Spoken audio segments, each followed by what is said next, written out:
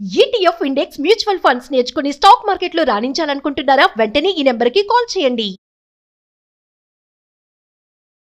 నమస్తే రమ్ గారు. నమస్తే జయ. రమ్ గారు, మనము సప్త చిరంజీవులు అని చెప్పుకుంటాం. అసలు ఎవరు వీరు? వీరి యొక్క విశిష్టత ఏంటి?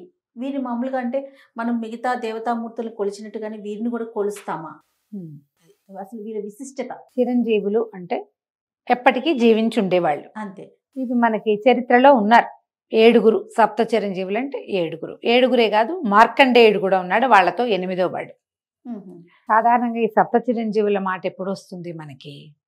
పుట్టినరోజు నాడు వీళ్ళని తలుచుకుంటే అపమృత్యు నివారణ కలుగుతుందని చెప్తారు. దేవుళ్ళలాగా కొలవం మనం. ఇందులో కొలవబడేవాడు ఉన్నాడు ఒక ఆయన, ఆంజనేయుడు. ఆంజనేయుని కొలుచుకుంటాం కదా మనం. ఆయన చిరంజీవి. ఇప్పటికీ హిమాలయాల్లో ఆంజనేయ స్వామి ఉన్నాడని కొన్ని ఫోటోలు అవి వస్తూ ఉంటాయి. అయితే మిగిలిన వాళ్ళు ఎవరికి ఇలాగా దైవికమైన ఇవి లేవు, కానీ వాళ్ళు చిరంజీవులుగా భయపడితే అలా వరాలు పొంది ఉన్నవాళ్ళు, శాపం పొందిన వాళ్ళు కూడా ఒకళ్ళు ఉన్నారు ఇందులో. వరమే అది శాపంగా పరిణమించింది. అశ్వత్థామ బలిర్వ్యాసో హనుమాన్స్య విభీషణ కృప పరశురామశ్చ సప్తైతే చిరజీవిన. అశ్వత్థామ, బలి, వ్యాసుడు, హనుమాను, విభీషణుడు. వ్యాసుడిని కూడా మనం కొలుస్తాం. వ్యాస పూర్ణిమ పండగ రోజున తలుచుకుంటాం. వ్యాస భగవానుడిని రోజు దండం పెట్టుకోవాల్సిన వాళ్ళలో వ్యాస భగవానుడు కూడా ఉన్నాడు. తర్వాత కృప పరశురామశ్చ. పరశురాముడు భగవంతుడి అవతారమైన ఆయనకేం మనం పరశురామ జయంతి ఏం చేసుకోం. ఉంది క్యాలెండర్లో ఒకరోజు పరశురామ జయంతి ఉంటుంది, కానీ మనం ఏం చెయ్యం. కృపుడు, కృపాచార్యుడు కూడా. వీళ్ళు 7 పొద్దుటిపూట తలుచుకోవాలి. ఇది ఎప్పుడు తలుచుకోమంటారు? పుట్టినరోజు నాడు. దీంతో పాటుగా ఈ 7 చిరంజీవులతో పాటు మార్కండేయం తథాష్టమం అంటారు. మార్కండేయుడు 8వ వాడు. వీళ్ళని గనక తలుచుకుంటే బర్త్డే రోజున, పుట్టినరోజు మన తిథో నక్షత్రము చూసుకుంటాం కదా, ఆ రోజున గనక పొద్దున్నే పాలు, బెల్లం, నల్ల నువ్వులు దేవుడికి నివేదన పెట్టి బెల్లము, నల్ల నువ్వులు, పాలు చెప్తారు. ఈ శ్లోకాన్ని గనక ఈ సప్త చిరంజీవుల్ని మార్కండేయుడితో పాటు 8 మందిని తలుచుకుంటే అపమృత్యు భయం లేకుండా ఉంటుంది అని. అయితే వీళ్ళల్లో ప్రతి వాళ్ళది వేరు గాథలు, ఎవరి కథ వాళ్ళదే. వీళ్ళలో అశ్వత్థామ ఒక్కడు మాత్రమే, పాపం అనకూడదు, దురదృష్టవంతుడు, చరిత్రహీనుడైపోయాడు. ఆయన పుటక అద్భుతమైన జన్మ అయినప్పటికీ ఆయన చరిత్రహీనుడుగా మిగిలిపోయాడు. బలి చక్రవర్తి. సంవత్సరానికి 2 సార్లు ఈ బలి చక్రవర్తిని బలిపాడ్యమి చేసుకుంటాం. తర్వాత ఏమో మన కను పండగ నాడు బలి చక్రవర్తి బయటకు వస్తాడని ఆయన కోసమే రథం ముగ్గేస్తాం మనం. బలి చక్రవర్తిని తలుచుకుంటాం. బలిది ఒక ప్రత్యేకమైన గాథ. భగవంతుడి చేత అణచబడి ఆయననే తన ఇంటికి కాపలా పెట్టుకున్నంత మహాభక్తుడు బలి. అదొక కథ. అశ్వత్థామది ఒకటి, బలి. తర్వాత వ్యాసుడు. వ్యాస మహర్షి కథ కూడా మనకు తెలిసిందే. ఆయన వల్లే మనకి ఒక గుత్తగా ఉండేటువంటి, ఒక పూర్తి స్వరూపంలో ఉండేటువంటి వేదాలని చతుర్భాగాలుగా చేశాడు. 4 భాగాలుగా విడదీసి వేదవ్యాసుడుగా పేరు పొందాడు ఆయన. వ్యాస పౌర్ణమి చేసుకుంటాం. అశ్వత్థామ బలి వ్యాసో హనుమాన్స్య విభీషణ. హనుమాన్, ఆంజనేయ స్వామి కథలు ఏముంది, నిత్యము ఆంజనేయ స్వామిని తలుచుకుంటాం మనం. ఆంజనేయుడు. తర్వాత హనుమాన్స్య విభీషణుడు. ఈ విభీషణుడు ఎవరు? రావణాసురుడి యొక్క తమ్ముడు. రాముల వారికి సహాయం చేసిన వాడు. ఆయన ఇప్పటికీ జీవించి ఉన్నాడని, ప్రతిరోజు శ్రీరంగం వస్తాడని చెప్తారు. శ్రీ రంగనాథుణ్ణి దర్శించుకుంటాడని, ఇప్పటికీ విభీషణుడు ప్రతిరోజు వస్తాడని, లంకలో ఉన్నారని ఒక కథ. ఆయన జీవించే ఉన్నాడు. తర్వాత కృప పరశురామశ్చ. కృపాచార్యుడు. ఈ కృపాచార్యుడు ఎవరు? మనం మొట్టమొదటి పేరు చెప్పుకున్న అశ్వత్థామకి స్వయాన మేనమామ. ఆయన కూడా చిరంజీవి. పరశురామశ్చ, ఆఖరివాడు పరశురాముడు. ఎవరు ఈయన? పెద్ద మనిషి.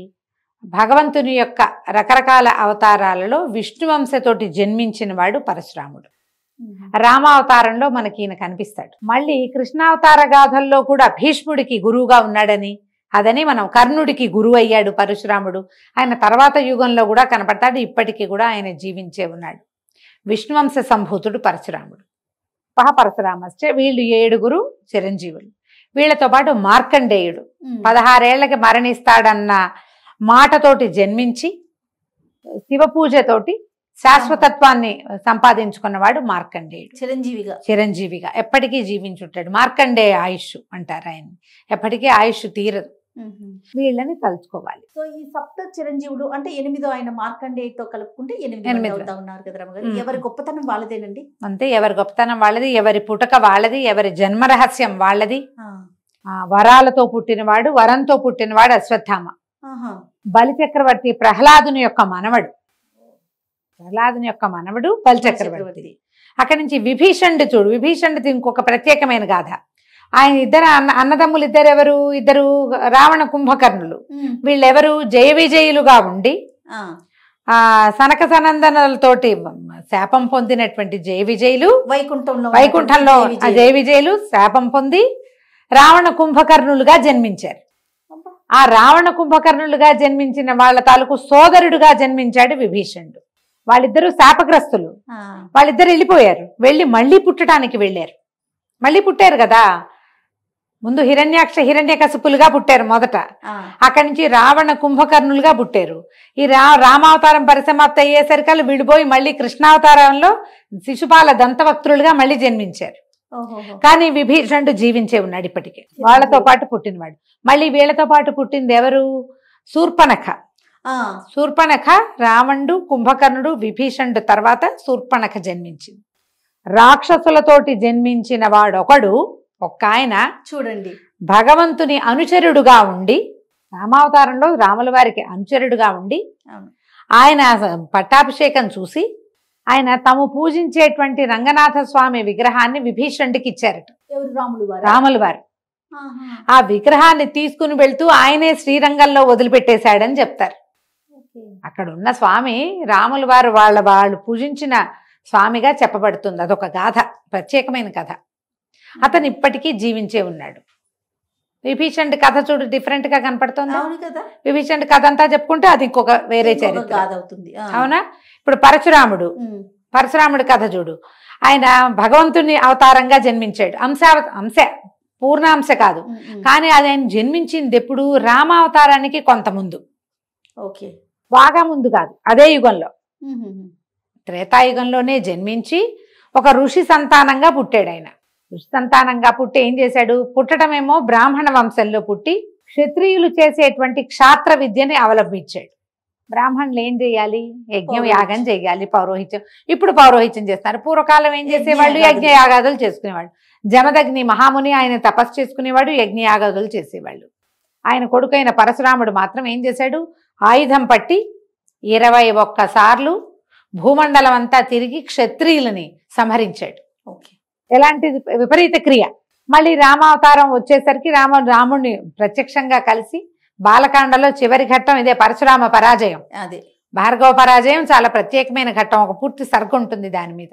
ఇది ఎంత ప్రత్యేకమైందంటే జయ, ఏదైనా తీవ్రమైన సమస్యల్లో ఉన్నప్పుడు రామాయణంలోంచి పరశురామ పరాజయ ఘట్టాన్ని గనక చదువుకుంటే సమస్యలు తీరుతాయి. అంటే అంశావతారుడైన వాడు పూర్ణావతారుడితోటి కలిసినప్పుడు ఆయనకి మధ్యలో జరిగినటువంటి ఒక శక్తి తాలూకు ట్రాన్స్ఫర్మేషన్ అటు ఇటు ఆ ఘట్టం చదివి తీరాలి. అది చదువుకుంటే కనుక చాలా సమస్యలు తీరుతాయి తప్పకుండా. వీళ్ళందరూ కూడా ప్రత్యేకమైన వ్యక్తులు. ఎవరి కథ వాళ్ళది విశేషమైనదే. అందరిలోకి చిన్న కథ కృపాచార్యుడిదే. కానీ మొదటి నుంచి భారతంలో కనపడుతూనే ఉంటాడు ఆయన. అంటే ఇప్పుడు మనం అనుకున్న దాని ప్రకారం చూసుకుంటే చాలా వరకు చిరంజీవులుగా ఇంకా ఉన్నారనే అనుకోవాలి. చిరంజీవులు అంటే జీవించున్నట్టే వాళ్ళు అంతే కదా రమ్మగారు. 8 మందిని అనుకోవాలి. 8 మంది ఉన్నారు. కానీ ఎవరిది వారిది మీరు అన్నట్లుగా ఎవరి కథ వాళ్ళదే. ఒక్కొక్క కథ నిదానంగా చెప్పుకుందాం. రమ్మగారు, మనం ఒక వీడియోలో సప్త చిరంజీవులు అంటే ఎవరు, వాళ్ళ యొక్క విశిష్టత మాట్లాడుకున్నాం. ఆ రోజు అనుకున్నాం మనం ఒక్కొక్కరి గురించి చెప్పుకుందాం అనేసి. సో సప్త చిరంజీవిలో మొట్టమొదటి చిరంజీవి ఎవరు? ఆయన ఇంకా జీవించే ఉన్నారని అనుకుంటున్నాం కాబట్టి ఆయన చరిత్ర ఒక్కసారి. మొట్టమొదటి వాడు అశ్వత్థామ. అయితే సప్త చిరంజీవుల్లో మిగిలిన వాళ్ళందరూ అద్భుతమైన చరిత్ర కలిగిన వాళ్ళు. ఈయన కొంత భగవంతుని శాపానికి గురైన వాడు అశ్వత్థామ. అద్భుతమైన పుట్టుక కలిగిన వాడే కానీ జీవితం అంతా అద్భుతాలే ఉన్నాయి ఆయనకి. చివర ఆయన చేసినటువంటి మరి తొందరపాటు పని అనొచ్చా, లేకపోతే ఇక ఒక కుమారుడుగా అతను చేయదగిన పనిని చేసుంటాడు బహుశా. దానివల్ల కొంత శాపాన్ని అనుభవిస్తాడు. ఆయన అనుభవించుతున్నాడు. దైవ నిర్ణయమే, అది తప్పేదేం లేదు కదా. ద్రోణాచార్యుని కుమారుడు అశ్వత్థామ. ఈ ద్రోణుడు ఎవరు? ద్రోణుడికి కూడా చాలా పూర్వకథ ఉంది. ద్రోణుడి చరిత్ర మనం ఇంకోసారి చెప్పుకుందాం, అశ్వత్థామ గురించే చెప్తాం. రైట్. అయితే ఈ ద్రోణాచార్యుడికి కృపి అనే ఆవిడతోటి వివాహం అయింది. వీళ్ళు కృపాచార్యుడు కృపి అని అన్నా చెల్లి కవల పిల్లలు వాళ్ళు. ఆ కవల పిల్లల్లో ఒకరైనటువంటి కృపిని ఆయన పెళ్లి చేసుకున్నారు ద్రోణాచార్యుడు. అయితే ఈయన మొదట ఆయన విద్యాభ్యాసం చేసే కాలంలో ద్రుపదుడు, ఎవరు ద్రౌపది తండ్రి ద్రుపద మహారాజు, ఆయనకి సహాధ్యాయిగా ఉన్నాడు ద్రోణుడు. వాళ్ళిద్దరు కలిసి చదువుకున్నారు. ద్రోణుడు ఒక బ్రాహ్మణ మునికుమారుడు, ద్రుపదుడేమో రాజకుమారుడు. వీళ్ళు కలిసి చదువుకున్నప్పుడు నేను రాజయ్యాక నీకు ఏ కావాలంటే అది చేస్తానని ఇలా కొంచెం ఎక్కువ స్నేహంగా ఉండేవాళ్ళు. తర్వాత ఎవరిదైనా విద్యాభ్యాసం అయిపోయాక ద్రోణాచార్యుడు ఆయన పరిస్థితిని వెతుకుంటూ ఆయన అవతలకి వెళ్ళిపోయాడు. ద్రుపదుడు రాజు అయ్యాడు. ఈ ద్రోణుడికి కృపితో వివాహం అయింది. చాలా కాలం సంతానం కలగల. అయితే ఆయన ఎంతో శివుడి గురించి తపస్సు చేస్తే పరమేశ్వర వర ప్రసాదంగా ఆయనకు ఒక కుమారుడు కలిగాడు. శివుడికి త్రినేత్రం ఉన్నట్టుగా ఆ కలిగిన కుమారుడికి నుదుటి మీద ఒక మణితోటి జన్మించాడు అతను. ఆ మణి ప్రభావం వల్ల అతనికి ఆకలి దప్పులు ఉండవు, అలసట ఉండదు, అజేయుడు, అతన్ని ఎవ్వరూ జయించలేరు, మరణం లేదు, ఎవరు అతన్ని ఏం చేయలేరు. ఇలాంటి లక్షణాలతోటి ఒక కుమారుడు జన్మించాడు ద్రోణాచార్యుల వారికి. ఆ పిల్లవాడే అశ్వత్థామ, ఒకడే సంతానం. అయితే పిల్లవాడు కొంచెం పెరుగుతూ ఉండగానే ద్రోణాచార్యుల వారికి పెద్దగా ఉద్యోగ సద్యోగాలు కుదరలేదు. కొంచెం పిల్లవాడికి పాలకి వాటికి ఇబ్బంది పడుతూ ఉండేవాళ్ళు. ఆయన ఏమనుకున్నాడంటే ద్రుపదుడు మన స్నేహితుడు కాబట్టి ద్రుపద మహారాజు దగ్గరికి వెళ్ళి తనకు కావలసిన వస్తువు అడిగి తీసుకుందాం, ఇంకంతకంటే ఆయనకి ఏమీ లేదు. వెళ్ళి ఆ సభలోకి వెళ్ళి నేను నీ స్నేహితుడినని పలకరించాడు. ఒక ఆవునివ్వమని అడిగాడు. అడిగితే ద్రుపదుడు ఒప్పుకోలే. నువ్వు నా స్నేహితుడివే కాదన్నాడు, నువ్వెవరో నాకు తెలిసి పేద బాపడివి, నీతో నాకు స్నేహం ఏమిటి అని నిండు కొలువులో స్నేహితుడిని అవమానించాడు. ఆ అవమానాన్ని తట్టుకోలేకపోయాడు ద్రోణాచార్యుడు. అవమానపడి బయటకు వచ్చేసాడు. బయటికి వచ్చేసి ఈయన ఏం చేశాడు, తన భావమరిదైన కృపాచార్యుడు ఇక్కడ పాండవుల దగ్గర అంటే కురు రాజ్యంలో హస్తినాపురంలో వాళ్ళకి గురువుగా ఉన్నాడు. కృపాచార్యుడు కురురాజులకి గురువు. అతని దగ్గరికి వెళ్తే తనకి ఇంకేదైనా అవకాశం లభిస్తుందని ఆయన దగ్గరికని బయలుదేరాడు. హస్తినాపురం వచ్చాడు. ఇంకా ఈయనకి ఈ ద్రోణుడికి విలువిద్యలో ఉన్న ప్రవేశము వాటి వల్ల కృపాచార్యుడు ఇంకా పెద్దవాళ్ళకి చెప్పి ఆయనకు ఉద్యోగం అది ఏం వేయించల, ఇంకా జరగల. కానీ వచ్చిన కొత్తల్లోనే ఏమైంది, రాజకుమారులు ఒక చోట ఆడుకుంటున్నప్పుడు ఆ ప్రాంతానికి ద్రోణాచార్యుల వారు వెళ్ళారు. ఈ రాజకుమారులు బాలు ఆడుకుంటున్నారు. ఆ బంతి నీళ్లలో పడిపోయింది, బావిలో పడింది. పిల్లలంతా బావి చుట్టూతో చేరారు. ఆ బావిలో నుంచి బంతి ఎట్టా తీయాలో తెలియటల్లా. ఆ ప్రాంతంలో నుంచి వెళ్తున్నటువంటి ద్రోణాచార్యుడు ఏం చేశాడట, ఒక గడ్డిపోచని అస్త్రమంత్రంతో మంత్రించి వరుసగా ఒకదాని వెనకాల ఒకటి గడ్డిపోచల్ని బాణాల్లాగా వేసి బంతిని బయటికి తీశాడు. మీరంతా రాజకుమారులు కదా, మీరు విలువిద్య నేర్చుకోవట్లేదు ఎందుకు, విలువిద్య వస్తే ఇది తీయటం సులువు కదా అన్నాడు. వీళ్ళకి ఈయన దగ్గర ఉన్న అత్యద్భుతమైన విద్య బాగా నచ్చింది ఆ రాజకుమారులకి. నేర్చుకోవాలనిపించింది. గబగబా వెళ్ళి తాతగారైనటువంటి భీష్ముల వారికి తెలియజేశారు. ఒకనొక పెద్ద ఆయన ఇలా చేశారు, ఆయన ఏదో అత్యద్భుతమైన విద్య ఉంది ఆయన దగ్గర. అంటే ఆయన ఎవరు ఏమిటి కనుక్కుని కృపాచార్యుడి బావమరిది అని తెలిసి ఆయన పేరు కనుక్కుని ద్రోణాచార్యుడు, ద్రోణుడు. ఆ ద్రోణాచార్యుల్ని పిల్లలకి ఆయుధ గురువుగా, అస్త్ర విద్యకు గురువుగా పెట్టుకున్నారు. అక్కడి నుంచి ద్రోణుడికి దశ అందుకుంది. ఎంతమంది ఉన్నారు కురు పాండవులు, ఎంతమంది, 5 పాండవులు, కౌరవులు 100 మంది. 105 మంది పిల్లలకి విద్య నేర్పించాలంటే ఎంత పని, ఎన్ని రకాల జీతభత్యాలు, ఎంత గౌరవం, ఇవన్నీ లభించినాయి. వాళ్ళతో పాటు తన కుమారుడైన అశ్వత్థామని కూడా వాళ్ళలో చేర్చాడు ఆయన. ఈ పిల్లవాడు ప్రత్యేకంగా ఉంటాడు.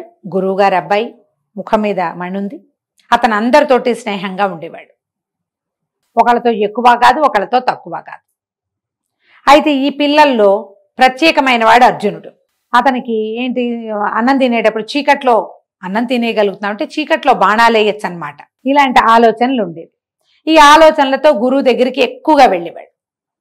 ఆయనకి పరమ ప్రీతి, నేర్చుకునే వాళ్ళలో ఎక్కువ ఆసక్తిగా ఉండే పిల్లల పట్ల, విద్యార్థి పట్ల గురువుకు ఉంటుంది. ఆయన అర్జునుడిని బాగా తయారు చేశాడు. అర్జునుడితో పాటు ధీటుగా తన కుమారుడిని కూడా తయారు చేస్తూ, అర్జునుడు సంయమి అంటే నిదానిస్తాడు, తొందరపాటు వాడు కాదు. విసురున బాణం వేయడు, యుద్ధకాంక్ష కలిగిన వాడు కాదు, పోరాట పటిమ ఉన్నవాడు. పటిమ ఉంది కానీ తనంతట తను పోరులోకి దిగే మనస్తత్వం ఉన్నవాడు కాదు. సంయమనం కలిగినవాడు.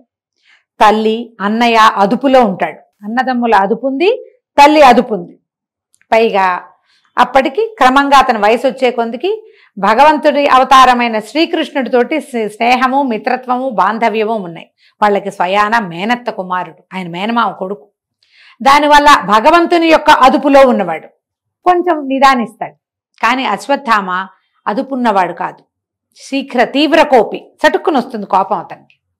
అందుకని కొన్ని విద్యలు అతనికి చెప్పినవి ఒకటి అరా తన కుమారుడికి ద్రోణుల వారు చెప్పలేదు, శిష్యుడికే ఎక్కువ ఇంపార్టెన్స్ ఇచ్చారు. ఇలా కాలం గడిచింది. తర్వాత కౌరవులకి పాండవులకి పడటం మానేసింది. వాళ్ళు వీళ్ళు బాధించుకున్నారు, చిన్న పొన్న గొడవలైనాయి. తర్వాత ఏమో మాయాద్యూత క్రీడ ఆడారు. పాండవులు వనవాసానికి వెళ్ళారు, మళ్ళీ తిరిగి వచ్చారు.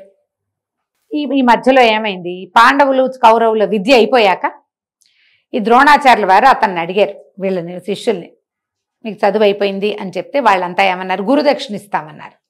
గురుదక్షిణగా ఆయన ఏమడిగాడు, ద్రుపదుడిని జయించండి నా కోసం. అతని నుంచి అవమానపడ్డాను కాబట్టి ద్రుపదుడిని జయించమంటే ఈ మొత్తం 105 మంది వెళ్ళారు. కౌరవుల్ని అతను తిరగొట్టేసేట ద్రౌపదుడు. కానీ పాండవులు 5గురు ద్రౌపదుడిని పట్టేశారు. వాళ్ళు గట్టివాళ్ళు కదా. ఎంత వీళ్ళు కొట్టుకున్నా మళ్ళీ గురువు గారు చెప్పగానే అందరూ కలిసి వెళ్ళారు. వాళ్ళు అన్ని చాలా చోట్ల కలిసే ఉన్నారు. వాళ్ళు కౌరవ పాండవులు చాలా విషయాల్లో కలిసే ఉన్నారు. రాజసూయం చేసినప్పుడు వీళ్ళందరూ వాళ్ళ ఇంట్లో పనిచేశారు, వెళ్ళి కలిసే ఉన్నారు. లోపల ఉండేది మంట, అయిష్టం. కానీ పాండవులు మాత్రం అయిష్టాన్ని ప్రదర్శించే వాళ్ళు కాదు, సంయములు వాళ్ళు. వాళ్ళ అమ్మ కంట్రోల్ ఉండేది, వాళ్ళ మీద అట్లా అనకూడదు, మాట్లాడకూడదు, లొంగి ఉండాలని చెప్పేది ఆవిడే. ఊరుకునేవాళ్ళు. వాళ్ళకి కంట్రోల్కి వచ్చే తక్కువ. వాళ్ళలో వాళ్ళని పైగా 100 మంది మాట్లాడుకునేటప్పుడు రకరకాలు బయటపడిపోయేవి. ద్రుపదుడిని జయించి ఈయన ద్రోణుడికి అప్పచెప్పారు పాండవులు. అప్పచెప్తే ఆయన అర్ధరాజ్యం అశ్వత్థామది. అందులో మరి ఆయన కుమారుడు రాజు అయ్యాడు. సగం రాజ్యానికి తను రాజుగా అయ్యాడు. మిగిలిన రాజ్యాన్ని వదిలిపెట్టేశాడు. నేను ద్రుపదుడి రాజ్యం ద్రుపదుడికి ఇచ్చేశాడు. ఈ ద్రుపదుడు ఏం చేశాడు, ఆయన ఆ మంటను సహించలేకపోయాడు. సహించలేక ద్రోణుణ్ణి చంపే కుమారుడు తనని గెలిచిన అర్జునుడిని వివాహం చేసుకునేటువంటి కన్య కుమార్తె కావాలని యజ్ఞం చేశాడు ఆయన. అర్జునుడు నచ్చాడు. అర్జునుడే తనని జయించింది, కానీ అర్జునుడి మీద కోపం లేదు, అర్జునుడు తనకు కావాలి. ఎవరి వల్ల అర్జునుడు తనని జయించాడో అతనిని చంపడానికి ఒక కుమారుడు కావాలి. వ్యక్తుల్లో అలా ఉంటాయి మనస్తత్వాలు. మహాభారతంలో ఎన్ని రకాల మనస్తత్వాలు కనపడతాయో. ఆయన బ్రహ్మాండంగా యజ్ఞం చేసి యజ్ఞంలోంచి ఒక యుద్ధవీరుడైన కుమారుణ్ణి, కన్యగా జన్మించినటువంటి ఒక కుమార్తెని పొందాడు. కుమారుడు దృష్టద్యుమ్నుడు, కుమార్తె యాజ్ఞసేని ద్రౌపది. ఆవిడ కన్యగా జన్మించింది, బాలికగా పుట్టల, వివాహయోగ్య కన్యగా జన్మించింది. యజ్ఞకుండంలో నుంచి పుట్టింది ఆవిడ. యాజ్ఞసేని ఆమె పేరే అది. వీళ్ళిద్దరు పుట్టారు. వీళ్ళని అద్భుతంగా ఉంచుకున్నాడు. ఆయనకి ఇంకా సంతానం ఉన్నారు. ద్రుపదులు బోళ్ళంత మంది ఉన్నారు, సంతానం ఉన్నారు, తమ్ముళ్ళు ఉన్నారు. కానీ ఈ ప్రత్యేకమైన క్రియల కోసం ఈ ఇద్దరిని పుట్టించాడు ఆయన. తర్వాత కాలంలో ద్రౌపది వీళ్ళకి భార్యే అయ్యింది. ఇలా కథ నడిచింది. ఈ రాజసూయం చేశారు, వాళ్ళ మీద వీళ్ళకు కోపం వచ్చింది, మాయా దూతం ఆడారు, వాళ్ళు అడవికి వెళ్ళారు, మళ్ళీ తిరిగి వచ్చారు. ఈ దూతంలో వాళ్ళని పూర్తిగా ఓడించి అన్ని శపథాలు చేశారు గందరగోళంగా. చాలా కథ నడిచింది. యుద్ధం అనివార్యం అయ్యింది. ఈ మొత్తం కథలో ద్రోణాచార్యుడు కానీ అశ్వత్థామ కానీ సామ్రాజ్యాన్ని విడలేదు. వాళ్ళకి పాండవ పక్షపాతం ఉంది, పాండవులంటే ప్రీతి ఉంది. కానీ పాండవుల వెనకాల వెళ్ళిపోలే. ఎందుకంటే వీళ్ళ రాజ్యంలో రాజు ఎవరుంటే వాళ్ళకి దానికి బానిసలుగా ఉన్నారు, కట్టు బానిసలు అయిపోయారు అక్కడ. అంతే, ఇంకా దొరికిపోయారు వాళ్ళు అక్కడ. పాండవులంటే ప్రీతున్నా వాళ్ళ వెనకాల వెళ్ళల. ధృతరాష్ట్రుడు రాజుగా ఉన్నాడు, రాజును సేవించడమే రాచకొలువులోనే ఉన్నారు వీళ్ళు. అశ్వత్థామకి సొంత రాజ్యము ఉంది కొంత, ఎందుకంటే ఈ ద్రుపద రాజ్యం అతనికి తండ్రి వల్ల దొరికింది కదా. ఇక్కడే ఉన్నారు. యుద్ధం వచ్చేసరికల్లా వీళ్ళందరూ కౌరవుల పక్షానే యుద్ధం చేయవలసి వచ్చింది. కృపాచార్యుడు, ద్రోణాచార్యుడు, అశ్వత్థామ, భీష్మాచార్యుడు ఎలాగో వాళ్ళ సొంత తాత వాళ్ళకు ఉండనే ఉన్నాడు. కౌరవుల పక్షానే యుద్ధం చేశారు. కౌరవుల పక్షాన యుద్ధం చేసినా తమ శిష్యుల పట్ల ప్రీతి పోగొట్టుకోలేదు ద్రోణాచార్యుడు. ఆయన సర్వసైన్యాధ్యక్షుడుగా ఉన్నాడు, చెరిగి పారేశాడు సైన్యాన్ని. ఆయన ఎట్లా మరణిస్తాడో వీళ్ళకి తెలియలే, ఆయన కొట్టలేరు వీళ్ళు. అప్పుడు కృష్ణుడు ఏం సలహా చెప్పాడు ధర్మరాజుకి? సులువు, నువ్వు ఒక్క అబద్ధం చెప్తే చాలు. అబద్ధం కూడా చెప్పద్దు, నిజమే చెప్పు. నిజానికి అశ్వత్థామ చిరంజీవి, అతనికి పుట్టుకతోటే ఆ వరం ఉంది, మరణం లేని వరంతో పుట్టాడు. కానీ ఈ ద్రోణుడు అస్త్ర సన్యాసం చేయాలి, ఆయన కాసేపు బాణాలు వదిలిపెట్టేయాలి, అంతే చాలు. అదొక్కటి జరిగితే నువ్వేం చెప్తావు? అశ్వత్థామాహత అని చెప్పు. అంత అబద్ధం నేను ఆడను, గురువుని మోసం చేయమంటావా అన్నాడు. ఆడద్దు, అశ్వత్థామాహత కుంజరహ అను. అశ్వత్థామ అనే పేరున్న ఒక ఏనుగుంది, దాన్ని మేము చంపుతాం. నువ్వు అబద్ధం ఆడదు, నిజం అది. అశ్వత్థామ చచ్చిపోయింది. అశ్వత్థామ చావకుండా చెప్పటం లేదు, నువ్వు చచ్చిపోతుంది అది. కానీ అది ఏనుగు. కుంజరహ అన్న మాట చివరికి చెబితే చాలు. ధర్మరాజును ఒప్పించాడు కృష్ణుడు. ఇది చెబితే గాని ఆయన లొంగడు, ఆయన పడితే గాని ఈ యుద్ధం ఆగదు. అతన్ని చంపలేడు ఇంకో రకంగా, అర్జునుడి వల్ల కాదు గురువుని చంపటం. మరి యుద్ధం తెవలాలిగా, అందుకని ధర్మరాజు తోటి అశ్వత్థామాహత కుంజరహ అని చెప్పించారు. భీముడు అశ్వత్థామ అనే ఏనుగుని చంపేశాడు. చంపిన మరుక్షణం ధర్మరాజు కేకబెట్టాడు, అశ్వత్థామాహత కుంజరహ అన్నాడు. ఈ అశ్వత్థామాహత అన్న మాట వినపడేసరికి ఈ నిశ్చేష్టుడైపోయాడు ద్రోణాచార్యుడు, విసిపోయాడు. ఒక్క క్షణం కొడుకు చచ్చిపోయాడన్న వార్త వింటే తండ్రి ఎట్లా రియాక్ట్ అవుతాడు పాపం. ఆయన అట్లా రియాక్ట్ అయ్యి నిశ్చేష్టుడైపోయి చేతిలో నుంచి కత్తో ఏదో ఉంది ఆయన దగ్గర, ధనుసే వదిలేశాడు. అట్లా అయిపోయాడు, బిగుసుకుపోయాడు. ఎప్పుడైతే ఈయన బిగుసుకుపోయాడో, ఈయన మరణం కోసమే యజ్ఞంలోంచి పుట్టినటువంటి దృష్టద్యుమ్నుడు చక్మంది రథం దిగి వచ్చేసి కత్తితోటి ఆయన మెడ ఉత్తరిచ్చేశాడు. ద్రోణాచార్యుడు చనిపోయాడు కేకలు పెట్టారు. ఆయన ఇంకొక గొంతైతే నమ్మేవాడు కాదు, సాక్షాత్తు ధర్మరాజు. అసలు అతను అబద్ధమే ఆడ్డం. ఆయనకు ఒక 5 నిమిషాలు సమయం ఉంటే తెప్పరిల్లి నా కొడుక్కి చావెందుకు వస్తుంది అని ఆలోచించేవాడు. కానీ అలా జరగల. ఎప్పుడైతే దృష్టద్యుమ్నుడు అస్త్ర సన్యాసం చేసిన వాడి మెడ నరికాడని, యుద్ధనీతి కాదు, అట్లా చేయకూడదు, చెయ్యవలసి వచ్చింది. భగవంతుడి పక్క నుండి చేయించాడు, అంతే. లోక కళ్యాణార్థం అంతే. ఏదైనా కానీ జరగాల్సిందే, ఆ సమయానికి జరిగిపోయింది. ఇక అశ్వత్థామ తీవ్రమైన కోపంలోకి వచ్చేసాడు. పాండవుల మీద మంట, దృష్టద్యుమ్నుడి మీద కోపం, ఏం చెయ్యాలో తెలీదు. చెరిగాడు, బాగా యుద్ధం చేశాడు, కానీ ఏమీ అవలేదు. ఈ లోపల కర్ణుడు వచ్చాడు, కర్ణుడిని కూడా సర్వసైన్యాధ్యక్షుడిని చేశాడు. ఆ కర్ణుడు మరణించాడు. అందరూ పోయారు. దుశ్శాసనుడిని చంపేశాడు భీముడు, అందరూ అయిపోయారు. ఇక మిగిలింది ఎవరు? ఈయన సుయోధనుడు పారిపోయాడు. పారిపోయి ఒక మడుగులో దాక్కున్నాడు, మడుగులో ఉండిపోతే వీళ్ళు వెతుక్కుంటూ దుర్యోధనుడు ఎక్కడున్నాడని ఈ పక్షాన మిగిలిన వాళ్ళు 3 యోధులు, అశ్వత్థామ, కృపాచార్యుడు, కృతవర్మ. వీళ్ళు 3. ఈ కృతవర్మ ఎవరో తెలుసా? వీళ్ళవాడు కాదు, యదువంశానికి చెందినవాడు, శ్రీకృష్ణుడి వంశానికి చెందినవాడు. అక్కడ వృష్ణి, కాంభోజ, యదువంశాలు వాళ్ళంతా ఒక సమూహం కదా, ఆ సమూహాల్లో వాడు కృతవర్మ. ఈ కృతవర్మనే మనం యదువంశ నాశనం కథలు చెప్పుకున్నాం చూడు, యాదవంశం, శ్రీకృష్ణుడు నిర్యాణ గాథ, అందులో మొట్టమొదట హత్యకి గురైన వాడు కృతవర్మే. సాత్యకి కృతవర్మని సంహరించాడు మొదట. ఈయన బతికే ఉన్నాడు. కృతవర్మ అప్పుడు చాలా పెద్దవాడు అతను. వీళ్ళు 3 ఉన్నారు. వీళ్ళు 3 ఏం చేశారు? వెతుక్కుంటూ దుర్యోధనుడిని చూసి ఎక్కడున్నాడని పల్లెవాళ్ళు ఎవరో చెప్పారు, ఆయన చెరువులో ఉన్నాడు. అక్కడికి వెళ్ళారు. వెళ్తే సరే దుఃఖపడ్డారు, ఎంతో దుఃఖం కష్టం వెళ్ళబోసుకున్నారు. మీ నాన్నని ఇలా చంపేశారు చూసావా, అదే ఇదే అన్నాడు. అంటే అశ్వత్థామకి మళ్ళీ గుర్తొచ్చింది తన తండ్రి ఎట్లా మరణించాడు. పాండవుల్లో పెద్దవాడైన వాడి అబద్ధం వల్ల అన్యాయంగా నా తండ్రిని దుష్టద్యుమ్నుడు తల నరుకుతుంటే అర్జునుడు ఆపలేదే. గురువు కదా, నాకంటే ఎక్కువ విద్య చెప్పాడు కదా అర్జునుడికి. అర్జునుడి మీద మంట, నాకంటే ఎక్కువ విద్య మా నాన్న అర్జునుడికి చెప్పాడన్న కోపం ఉంది. పాండవుల వల్లే తన తండ్రి మరణించాడు. వాళ్ళకి ఎక్కువ శ్రద్ధగా చెప్పినా కూడా చివరికి నా తండ్రి మరణానికి ఉద్రేకం అణుచుకోలేకుండా ఉన్నాడు. పైగా తమకి ఇంత జీవితాన్ని ఇచ్చినటువంటి కురురాజు ఇట్లా దిక్కుమాలిపోయి అడవిలో ఈ నీళ్లలో దాక్కున్నాడు. నన్ను సర్వసైన్యాధ్యక్షుడిని చెయ్యి, అపాండవం చేస్తాను, నేను పాండవుల్ని సంహరిస్తానంటే ఇతను ఏం చేశాడు? సుయోధనుడు, సరే నేను సర్వసైన్యాధ్యక్షుడిని చేస్తాను పొమ్మన్నాడు. 3 బయలుదేరారు వెనక్కి. రాత్రిపూట ఈయన దుర్యోధనుని చూసిందే రాత్రి. వెళ్తూ ఉంటే ఈ కృతవర్మ కృపాచార్యుడు ఈ రాత్రిపూట వద్దు, ఈ పని చేయకూడదు అంటే, కాదు నేను ఈ పగ తీర్చుకోవాల్సిందే, మీరు బయట నుంచోండి అని చెప్పి వాళ్ళని బయట నుంచోబెట్టి పాండవులనేమో కృష్ణుడు ఎక్కడికో దూరంగా తీసుకెళ్ళాడు. గంగా తీరం వైపుకు వెళ్ళిపోయారు వాళ్ళు. పాండవులు 5 లేరు, కృష్ణుడు లేడు. ఈ గుడారాలన్నీ వేసి ఉన్న గుడారాల్లో మొత్తం మిగిలిన పాండవుల జనమంతా నిద్రపోతున్నారు. ఇందులో పంచపాండవుల యొక్క కుమారులైన ఉప పాండవులు, ద్రౌపది యొక్క కుమారులు, కొంచెం చిన్న వయసు వాళ్ళే కానీ యుద్ధంలో ఉన్నారు వాళ్ళంతా. దుష్టద్యుమ్నుడు, వీళ్ళంతా నిద్రపోతున్నారు.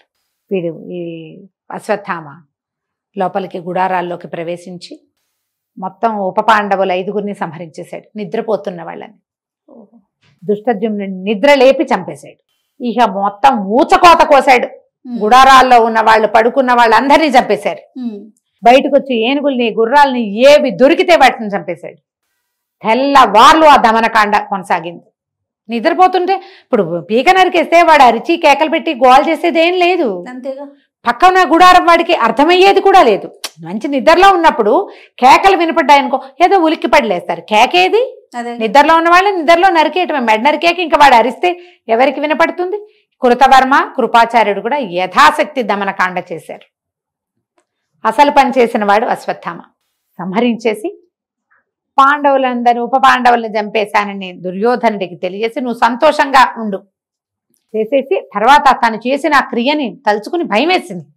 వచ్చేస్తే పాండవులు ఏం చేస్తారు? తన్ని కృష్ణుడు బతకనిస్తాడా? వెళ్ళిపోయాడు. ఇక యుద్ధాన్ని వదిలేశాడు. ఇక ఈ కురుక్షేత్రం లేదేం లేదు, నడుచుకుంటూ వెళ్ళిపోయాడు. తెల్లవారింది, పాండవులు వచ్చారు. చూస్తే ఏముంది? ఏమీ లేదు. పిల్లలు చచ్చిపోయి ఉన్నారు, ఉప పాండవులు చనిపోయి ఉన్నారు, దుష్టద్యుమ్నుడు చనిపోయాడు. మొత్తం పీనిగల కుప్ప అదంతా. గుడారాలన్నిట్లలోనూ శవాలే, గుర్రాలు, ఏనుగులు అన్నీ శవాలే. రాత్రి అక్కడ రక్తపిశాచి నాట్యం చేసినట్టుంది. ఈ పని చేసిన వాడెవడు? అశ్వత్థామ. తెలిసిపోయింది. ఇక అశ్వత్థామని వెతుక్కుంటూ బయలుదేరారు రథాల మీద. అశ్వత్థామ ఎటు వెళ్ళాడంటే వెళ్ళాడు వ్యాస మహర్షి ఆశ్రమం వైపు. వెళ్ళి పట్టుకున్నారు. అతనేం చేశాడు? అక్కడికి వెళ్ళాక కూడా ఊరుకోలే. మళ్ళీ అర్జునుడితోటి యుద్ధం. బ్రహ్మశిరోనామకాస్త్రం అని ఒక అస్త్రం. ఆ అస్త్రాన్ని అతను ఏం చేశాడంటే పాండవుల ఇళ్లలో ఇంకా ఉన్నటువంటి గర్భస్థ శిశువుల మీద కూడా వేశాడు ఆ బాణం. బ్రహ్మాస్త్రం వేస్తే అర్జునుడికి తన ఆ బ్రహ్మశిరోనామకాస్త్రాన్ని, బ్రహ్మశిరాన్ని వెనక్కి తీసుకోవడం వచ్చు. ఈయన చెప్పాడు ద్రోణుడు, ఆ ప్రయోగము ఉపసంహారము 2 విద్యలు. ఏదైనా వేయటం ఒకటే కాదు, దాన్ని వెనక్కి తీసుకోవటం 2వ విద్య. అది రావాలి. అశ్వత్థామకి ఉపసంహారం రాదు. ఉపసంహారం రాని దాన్ని అసలు ప్రయోగించకూడదు. వెనక్కి తీసుకోవడం రాని దాన్ని వేయటం ఎందుకు? వేసేది మహాస్త్రాలు ప్రపంచం మీద పడిపోతాయి అవి. ఈ పాండవుల అపాండవ మగుగాక అని వేశాడు. పాండవులు లేకుండా వాళ్ళ వంశాల మీదకి వేసేసాడు. వీళ్ళని ఏం చేయలేడు. గర్భస్థ శిశువులు, పిండ దశలో ఉన్నటువంటి చాలా మంది ఆడవాళ్ళు ఉన్నారు. వీళ్ళకి అన్ని పోయినాయి. చివరికి కనడానికి సిద్ధంగా ఉన్న ఉత్తరా గర్భంలోకి కూడా వెళ్ళిపోయింది. అది అమ్మాయి నిండు నెలలతోటి ఉంది, అభిమన్యుడి భార్య. దేవతలు కూడా దిగొచ్చారు. వ్యాస మహర్షి వచ్చి ఆపాడు వీళ్ళని. ఆ అస్త్రం నేను వెనక్కి తీసుకోలేను అనేసాడు అశ్వత్థామ. అర్జునుడు తీసుకోగలడు, ఇతను తీసుకోలేడు. ఆ అస్త్రం రాదు అతనికి. అప్పుడు కృష్ణుడు ఉపసంహారం అర్జునుడితోటే చేయించాడంటారు. ఆయన పట్టుకున్నారు. పట్టుకుని పెడరెక్కలు విరిచిగట్టి తీసుకొచ్చారు. ద్రౌపది దగ్గర పడేశారు. నీ కొడుకుల్ని చంపిన శిశుహంత వీడు, పిల్లల్ని చంపేశాడు. అది కూడా నిద్రపోతున్నా. అసలు నిద్రపోయేవాళ్లే శవంతో సమానం. జీవించి ఉన్నట్టు కాదు, నిద్రించేవాడు జీవించి ఉన్నట్టు కాదు. అలాంటి వాళ్ళని రాత్రి తమ సొంత స్థలాలలో నిద్రించేవాళ్ళు, శిశువులు, బాలురు. అతనేమో 100 సంవత్సరాల పైన వయసున్నవాడు. వీళ్ళు 14-13 ఏళ్ల పిల్లలు. శిశువంతా నీ 5 కుమారులే. గర్భశోకం చిన్నదా? 5 కుమారులు. ఆవిడ విపరీతంగా ఏడ్చింది. నా పిల్లలో నేడ్చింది. ఎంత దుఃఖంలో ఉందో. కానీ ఈ పెడరెక్కలు విడిచికట్టి తీసుకొచ్చిన అశ్వత్థామను చూసేసరికి ఆవిడ మెల్లిగా సర్దుకుంది. లోపల సర్దుకుని, వద్దు, సంహరించద్దు, వదిలిపెట్టేయండి, వదిలేసేమ. ఎందుకంటే ద్రోణాచార్యుడు గతించాడు. గురుపత్ని కుమారుడిని చూసి జీవిస్తుంది. కుమారుని కూడా మనం సంహరించేస్తే ఆమె ఎవరిని చూసి బతుకుతుంది? నాకు సంతానం పోయింది, సంతానం లేరు, భర్తలు ఉన్నారు, జీవితం ఉంది నాకు, ఆమెకేముంది జీవితం, భర్త పోయి కుమారుడు పోతే ఆవిడ ఎట్లా బతుకుతుంది? నేను అనుభవిస్తున్న ఈ దుఃఖం గురుపత్నికి పనికిరాదు. ఆల్రెడీ కౌరవులంతా పోయి ఆవిడ గాంధారి దుఃఖంలోనే ఉంది. వదిలిపెట్టేయమంటే నుదుటన ఉన్న మణి తీయించేశాడు కృష్ణుడు. మణి తీసేసి ఆ మణి తీసి వదిలేలా, నువ్వు జీవించి ఉన్న నాళ్ళు దుర్వాసనతోటి రక్తమాంసాలు ఓడుతూ శరీరం నిండా వ్రణాలతోటి జీవించి ఉంటావు. నీకు మరణం లేదు, నిన్ను మేము చంపలేము ఎలాగో. కానీ 3000 సంవత్సరాలు నువ్వు ఇలాగే ఒంటి నిండా పుళ్ళు, సరైన వస్త్రం లేకుండా, కేశ సంస్కారం లేకుండా, ఒంటి నిండా వ్రణాలతోటి దుర్వాసన వెలువరుస్తూ నిన్ను చూస్తేనే పాపం, నీలాంటి వాడు కంటపడితే పాపం అని ఇలా శపించి అతన్ని వదిలిపెట్టించాడు. చిరంజీవిగా ఉన్నా కూడా శాపగ్రస్తుడైపోయాడు ఆయన. ఆ మణిని తీసుకున్నారు. ఆ మణిని ధర్మరాజుకు చేయించిన కిరీటంలో పొదిగించారంటారు. ఆయన కిరీటం పెట్టుకున్నాడు కదా, అందులో ఉండిపోయింది అది. అట్లా శాపగ్రస్తుడైన అశ్వత్థామ చిరంజీవిత్వాన్ని లభించినప్పటికీ, ఎందుకంటే శిక్షించలేదు కదా ఆవిడ శిక్షించలా వదిలిపెట్టేసింది. అదే కదా. ఆ తర్వాత ఉత్తరాగర్భంలో పరీక్షిత్తు కూడా స్టిల్ బర్త్ బేబీగానే పుట్టిన, అంటే మృత శిశువుగానే జన్మించాడు. జన్మిస్తే కృష్ణుడు చక్రాయుధం అడ్డు వేసి ఆ బ్రహ్మశిరో నామకాస్త్రం ఆ శిశువుకి తగలకుండా ఆపాడని అలాంటి కొన్ని కథలు చెప్తారు. ఈయన వెళ్ళి పిల్లవాడిని బతికించాడు. ఇదొక్కతే, ఇంకెవ్వరూ లేరు మాకు. ఆవిడ ఏడ్చింది, ద్రౌపది ఏడ్చింది, సుభద్ర ఏడ్చింది. ఒక శిశువు నీ మేనల్లుడి కుమారుడు ఇంత యుద్ధం చేశాక వీళ్ళ తర్వాత ఈ రాజ్యాన్ని పరిపాలించేవాడేడి అని పరమ దుఃఖంతో ఆడవాళ్ళిద్దరూ చెల్లెళ్ళిద్దరూ శోకిస్తే ఆయన ఆ ఉత్తరాగర్భస్థ శిశువుని మాత్రము కాపాడాడు. ఆయన తన బలాన్ని అడ్డం పెట్టి ఆపాడనమాట. భగవంతుని యొక్క చర్య. దానివల్ల పరీక్షిత్ మహారాజు జీవించాడు. ఆ పరీక్షిత్తుని అక్కడ తర్వాత 35 సంవత్సరాలు, ఈ యుద్ధం అయిన తర్వాత 35 ఏళ్లకి అతన్ని రాజుని చేసి పాండవులు మహాప్రస్థానానికి వెళ్ళిపోయారు. వీళ్ళందరి కథలు ముగిసినాయి. కానీ వీళ్ళతో పాటే చిన్నతనం నుంచి ఉండి యుద్ధంలో అజేయుడుగా నిలబడిన అశ్వత్థామ మాత్రం ఈ ఒక తొందరపాటు, ఆ తండ్రి మరణం వల్ల అతనికి వచ్చిన కష్టము, దుఃఖము, తమని ఇంత వాళ్ళని చేసినటువంటి కురు సామ్రాజ్యానికి పట్టాభిషిక్తుడు కావాల్సిన సుయోధనుడి యొక్క దుస్థితిని చూసి కదిలిపోయి వీళ్ళ మీద కోపం, ఆయన మీద జాలి. నిజానికి అతని వల్లే ఇదంతా జరిగిందని అనిపించాల ఆ సమయంలో. వాళ్ళకు ఒక 5 ఊళ్ళు ఇస్తే సరిపోయేదిగా. వాళ్ళు మాకు రాజు అక్కర్లేదన్నారు, 5 ఊళ్ళు ఇవ్వు చాలన్నారు. సూది మనం మోపినంత స్థలం ఇవ్వనన్నాడు. రాజ్యాల కోసమే. అతని తొందరపాటు, అతని మొండితనం వల్లే ఇదంతా సంప్రాప్తించింది.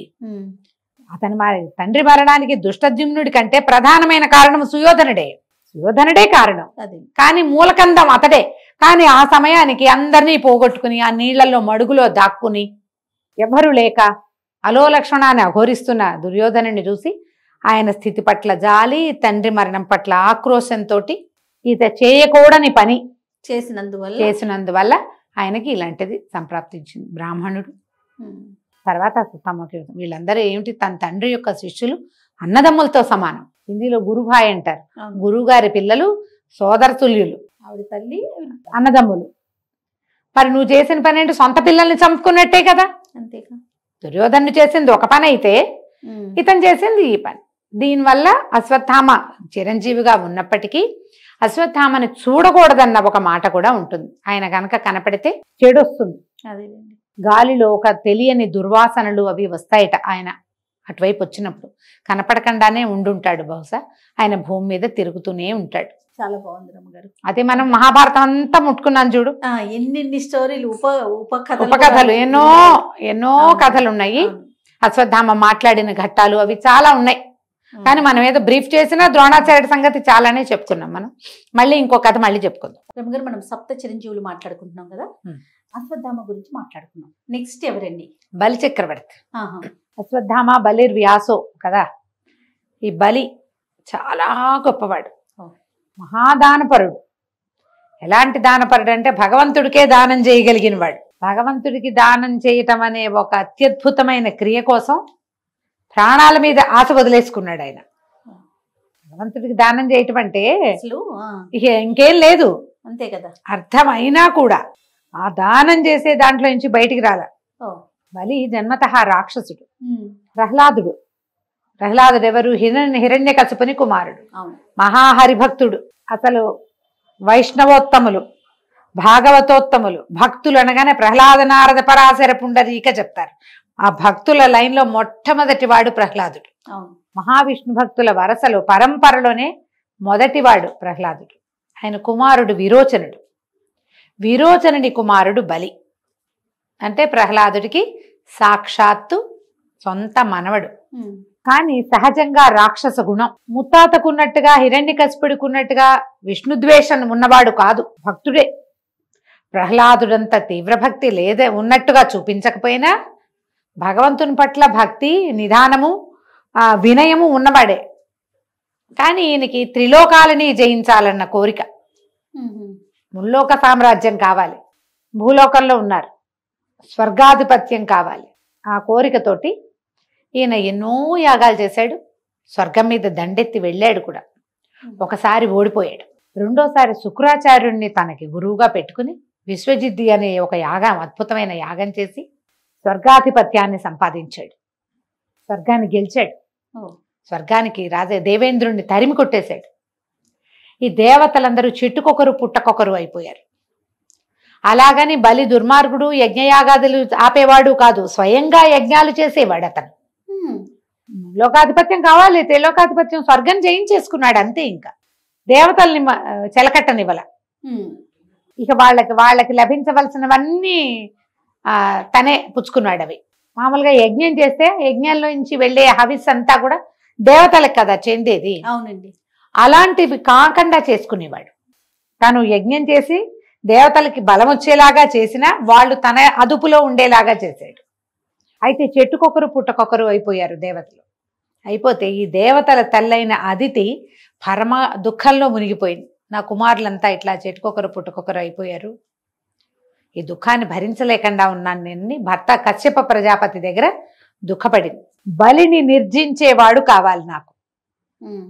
ఈ బలి మళ్ళీ ఎవరో కాదు కదా, కశ్యపుడికి ఇంకొక భార్య వల్ల కలిగిన సంతానం తాలూకు అదే వంశంలో పుట్టినవాడే. కానీ అతడి వల్ల వీళ్ళందరూ ఇదైపోయారు. దేవతలంతా చెట్టుకొకరు పుట్టకొకరు అయిపోయారని చాలా దుఃఖించింది ఆవిడ. అప్పుడు ఆయన ఏం చేశాడట, కశ్యప ప్రజాపతి బలిని నిర్జించే కుమారుడు కావాలని పయోభక్షణ వ్రతం అని ఒక వ్రతం ఉపదేశించట. 12 రోజుల పాటు కఠినమైన నియమంతో ఈ వ్రతం చెయ్యి, నీకు బలిని నిర్జించగలిగేవాడు కుమారుడుగా జన్మిస్తాడు అని. ఎవరు బలిని నిర్జించగలిగిన వాళ్ళు? రాక్షసాంతకుడెవడు? హరి. ఆయన అదితి గర్భ సంజాతుడుగా జన్మించాడు. అదితికి కుమారుడుగా పుట్టాడు. ఆవిడ వ్యాస భారతంలో, వ్యాస రాసిన భాగవతంలో అయితే 1000 సంవత్సరాలు గర్భం ధరించింది అని రాశారట. అలా ఉన్నది, చాలా సుదీర్ఘ గర్భం అది.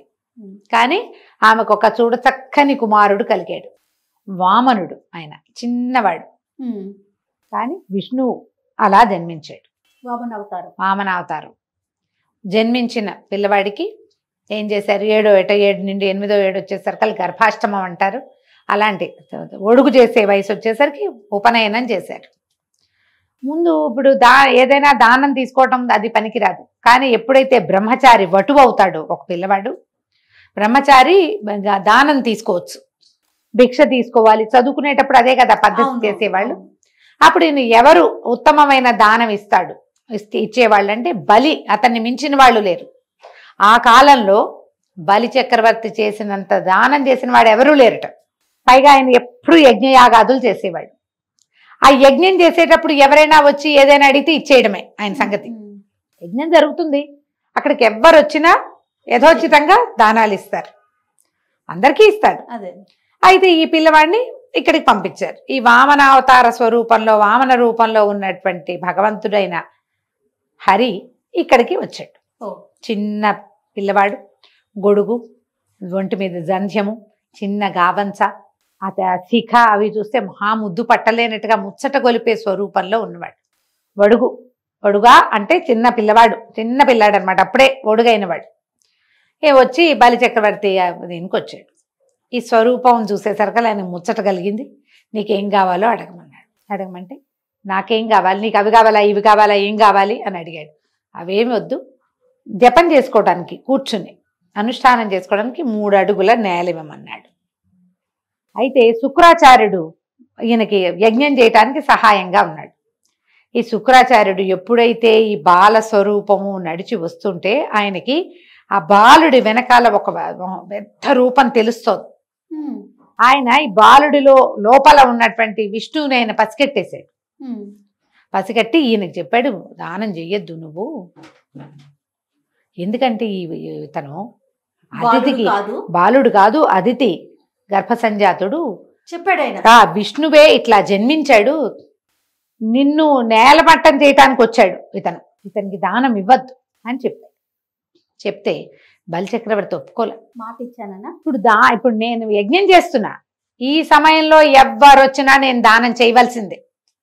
పైగా వచ్చినవాడు హరే అయితే, విష్ణువే అయితే, విష్ణువంతటి వాడి చెయ్యి కింద నా చెయ్యి పైన అవుతుంది. బా, ఇంతకు మించింది ఏదైనా ఉందా? ఆ చెయ్యి ఎలాంటిది? లక్ష్మీదేవిని, ఆమెను ఆపాదమస్తకము ముట్టుకోగలిగిన చెయ్యి అది. ఆయన చెయ్యి విష్ణుమూర్తి అంటే ఏమిటైనా లక్ష్మికి భర్త, సామాన్యుడు కాదు కదా, ప్రపంచ నిర్మాణ శక్తి, ప్రపంచాన్ని నడిపేవాడు. అది పక్కకు పెడితే ఏ సంపద కోసం, ఏ ఐశ్వర్యం కోసం, ఏ అభ్యున్నతి కోసం ప్రాణులు తహతహలాడుతాయో ఆ అభ్యున్నతికి స్వరూపమైన లక్ష్మీదేవిని ఆమెను తల ముట్టుకోగలడు, ఆమె శరీరాన్ని ముట్టుకోగలడు, ఆమెని ధరించగలిగిన వాడు, సర్వహక్కులు ఉన్నవాడు, ఆమెని హృదయంలో భరించగలిగిన వాడు. అలాంటి చేయి కింద నా చెయ్యి మీదవటం కంటే ఇంకేమైనా కావాలా? నాకు ఏం అక్కర్లేదు. శరీరం ఇప్పుడు నేను జన్మించాను, ఎప్పుడైనా పోతా, రేపొద్దున ఏనాడైనా ఇది మరణం తథ్యం. నాకు ఇప్పుడే కాకపోవచ్చు, ఇప్పుడైనా పోయేదానికి. ఇప్పుడు పోతే ఏమైంది? దానం చేశాక పోయినా పర్వాలా, విష్ణువుకి దానం చేయటం కంటే నాకు ఇంకేం అక్కర్లేదు అన్నాడు. అంటే దానం చేస్తాను వింజావళి ఆయన భార్య పేరు, నీళ్ళు పోయమన్నాడు. అది ఎట్లా? చేతిలో ధార, భార్య నీరు పోస్తే ఈ ధారని ఆ వడుగు చేతిలోకి వదలాలన్నమాట. ఈ శుక్రాచార్యుడు పట్టలేకపోయాడు ఆక్రోశం. ఆయన ఏం చేశాడు, ఈ పాత్ర ఉంది కదా నీళ్లు వంచే జలపాత్ర, అదేమిటి ఒక పక్కన ఇట్లా హ్యాండిల్ ఉండి రెండో పక్కన ఇట్లా కొమ్ము ఉంటుంది. ఈ పక్కన లేవదీస్తే రెండో పక్క నుంచి నీరు బయటకు వస్తుంది. అందులోకి అడ్డం వెళ్ళిపోయాడు. వదలనివల నీళ్లు పట్టల్లా. అయితే ఈ పిల్లవాడు బ్రహ్మచారి ఉన్నాడు కదా మన వాడు వామనుడు, ఆయన అన్నాడు ఏదో అడ్డం పడిందని దర్భని తీసి ఇట్లా పొడిచాడు ఆ కంతలోకి. ఏదో అడ్డం పడింది, ఏం చేస్తాం, ఏదైనా పుల్ల పెట్టి పొడమమా? దర్భ పొడిచేసరికి శుక్రాచార్యుడి కనుక గుచ్చుకుందని. ఆయన ఉన్నాడు కదా లోపల, కంటిని అదువుకుంటూ బయటకు వచ్చేసాడు. ఇంకేం చేయలేకపోయాడు. జలం పడింది, ఈయన చేతుల్లోంచి వటువు చేతిలోకి వెళ్ళిపోయింది. 3 అడుగుల నేల. తీసుకో, నీకు ఎక్కడ కావాలంటే అక్కడ ఆ నేలని అనగానే ఇక ఈయన ఏం చేశాడు, ఇంకా పెరగటం మొదలుపెట్టాడు. ఇంతున్నాడు, ఇంతున్నవాడు పెరిగి పెరిగి పెరిగి పెరిగి ఇంతయి వటుడింతయి అని చెప్తారు పద్యం. పోతన గారి పద్యం సూపర్, అసలు మామూలు పద్యం కాదు అది. ఎట్లా పెరిగాడంటే ఆకాశము పైకి వెళ్ళిపోయింది ఆయన కాలు. ఒక కాలు నేల మీద పెట్టాడు, భూమంతా ఆక్రమించేసింది. కిందో పాదం ఉందా, రెండో కాలు ఎత్తి పైకి పెట్టాడు. ఈ రెండో కాలు, ఈ కాలు పైకి సాగుతూ ఉంటేనట సూర్యబింబం మొదట కింద ఉంది, క్రమంగా క్రమంగా క్రమంగా క్రమంగా అయ్యి అది ఎట్లా అయిందంటే ఈ కాలు పై దాకా వెళ్ళిపోయేది, కిందకు వచ్చేసింది.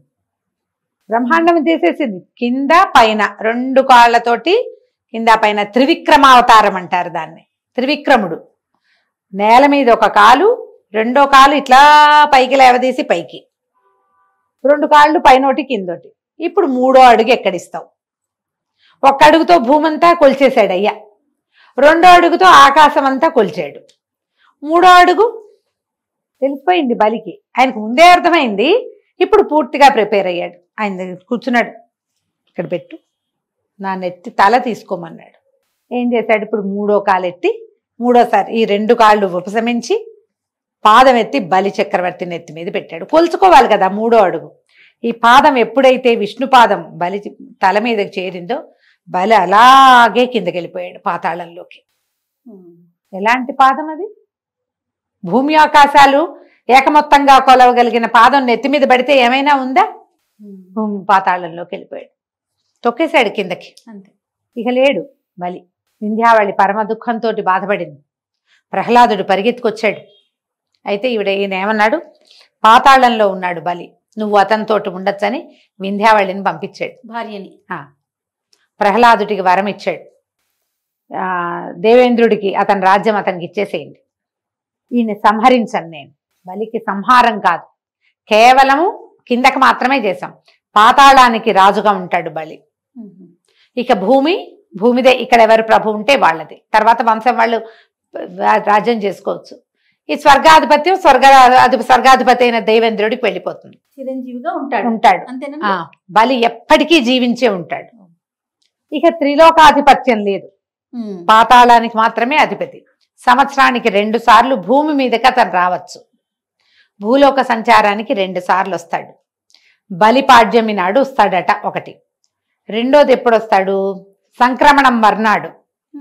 ఉత్తరాయణం వచ్చిన మరుసటి రోజున బలి భూలోక విహారానికి రావచ్చు. ఒక్కసారే వస్తాడని కొన్ని కథల్లో చెప్తారు. అది కూడా ఉత్తరాయణం మర్నాడు, కనుమనాడు. మనం అందుకే కదా రథం ముగ్గులేసుకుంటాము. అవునండి. ఒక ఇంటి రథాన్ని రెండో ఇంటికి కలుపుతాము. ఆ రోజుని మినువులు వండుతారు, చాలా చేస్తాం మనం కనుమనాడు. బలి చక్రవర్తికి ఆహ్వానం పలుకుతాం, బలి వస్తాడని. పాడ్యమి నాడు కూడా కొన్ని చోట్ల కొన్ని ప్రాంతాల్లో బలి చక్రవర్తికి ఆహ్వానం పలుకుతారు. ఆ పాడ్యమి నాడే త్రివిక్రమావతారం జరిగిందన్న మాట కూడా కొన్ని చోట్ల కనపడుతుంది. ఇట్లా భగవంతుడికే దానం ఇచ్చినటువంటి బలి చిరంజీవిత్వాన్ని పొందాడు. కానీ ఎంత బాగుంది రమ్మగారు, సప్త చిరంజీవులు నిజంగా ఏ కథ వినలేదే అని అనిపిస్తా ఉంది నాకు మాత్రం. ఏ కథ ఎవరి గొప్పతనం వాళ్ళదే. అయితే ఈ బలి చక్రవర్తి కథని చెప్పినా విన్నా, భగవంతుడి పట్ల ద్వేషంతో ప్రవర్తించిన పాపం పోతుంది. అప్పుడప్పుడు దేవుడు లేడు అంటాం మనం. దేవుడు ఉంటే ఇలా జరుగుతుందా, ఏం దేవుడు, పాపిష్టి దేవుడు, ఇలా మాట్లాడతాం మనం. దేవుడి పట్ల ఒక్క అపచార వాక్యం పలికినా అది పాపం కింద పరిణమిస్తుంది. ఆ పాపం కాస్త పోతుంది. అద్భుతం. బలికథ వింటే గనక అది పోతుంది. తర్వాత ఆయన కుమారులు వీళ్ళు అంతా రాజ్యం చేశారు. కానీ ఈ వామనావతారంలో ఉన్నటువంటి భగవంతుడు ఇతన్ని తొక్కేశాక ఆయన తపస్సుకు వెళ్ళిపోయాడని తర్వాత చాలించేసినట్టుగా చెప్తారు. వామనావతారం కేవలం బలి నిగ్రహణానికి మాత్రమే, అంతే. ఇతన్ని లొంగదీయడానికి ఇంకో దారి లేదు. అదే ఇతన్ని ఆ రకంగా చేయగలిగిన వాడు ఎవరూ లేరు, అక్కడ లేరు ఇంకెవరు. ఈయన వల్ల కుదిరింది కదా. ఈ భాగవతంలో పోతన గారు రాసిన తెలుగు పద్యాలు ప్రతి పద్యము మహాద్భుతంగా ఉంటాయి. కుదిరితే ఈ వామన చరిత్ర మా భాగవతంలోది చక్కగా ప్రత్యేకంగా చదువుకోవచ్చు.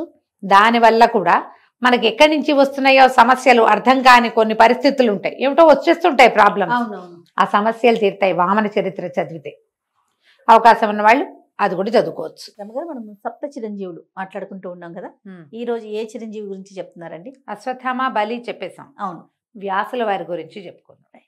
భారత జాతి అసలు తెల్లవారు లేచి భూదేవికి దండం పెట్టాక ఎవరికి మొట్టమొదట దండం పెట్టాలంటే ప్రతి భారతీయుడు నమస్కరించవలసింది వేదవ్యాసుడికి. అంతటి చరిత్ర, అంతటి మహానుభావుడు, మామూలు వాడు కాదు ఆయన. వ్యాసుడే లేకపోతే మనకి భారతం లేదు, భాగవతం లేదు, కృష్ణుడు లేడు, అష్టాదశ పురాణాలు లేవు, వేదాలకి 4 చతుర్విధాలు లేవు, మన విధి విధానమే లేదు కదండి. వేదం లేదు భారతదేశానికి. అమ్మో, కేవలం వ్యాసుడి వల్లే మనకు అందింది అది. ఆయనే అష్టాదశ పురాణాలు రాశాడు. భగవంతుణ్ణి సులువుగా పొందటం ఎలా అనేది కలియుగపు మానవులకి తెలియచేసిన, తెలివిడి కలిగించిన మహానుభావుడు వేదవ్యాసుడు. ఆయన గురించి తెలుసుకోవాల్సిందే. వేదవ్యాసుల వారి జననమే చాలా విచిత్రమైన గాథగా ఉంటుంది. పూర్వం వసువు అని ఒక రాజు ఉండేవాడు. ఈయన చాలా పరాక్రమవంతుడు.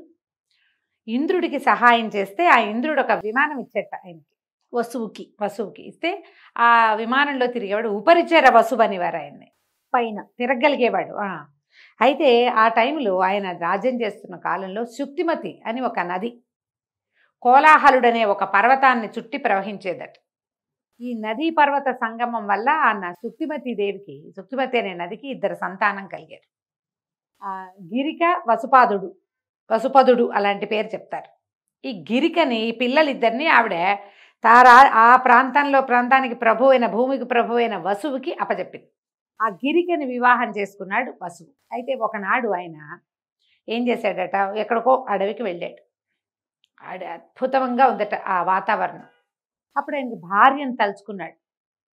భార్యా వ్యామోహంతో ఆయనకి వీర్యం పతనం అయిపోయిందట. ఆయన ఏం చేశాడట, ఒక ఆకు దొప్పలో వీర్యాన్ని పట్టి ఒక డేగకిచ్చేట, నా భార్యకి అందజెయ్యి అని. ఆమె సంతానార్థిగా ఉంది, ఈ వీర్యాన్ని అందించమన్నట్టు. ఆ డేగ పట్టుకెళ్తూ ఉంటే, చిత్రమైన కథ చూడు ఎంత వింతగా ఉంది. ఆ పట్టుకెళ్తుంటే, అది తీసుకెళ్తూ ఉంటే ఇంకొక డేగ అదేదో ఆహార పదార్థం అనుకుని దీని మీదకి వచ్చిందట. అది పడిపోయింది కిందకి. అది పడిపోతే అక్కడ ఒక నదిలో అద్రిక అనేటువంటి ఒక అప్సరస చేప రూపంలో తిరుగుతోంది. ఆ పైనుంచి పడిన దాన్ని చేప మింగేసిందట. తర్వాత జాలర్లకి అద్రిక దొరికింది.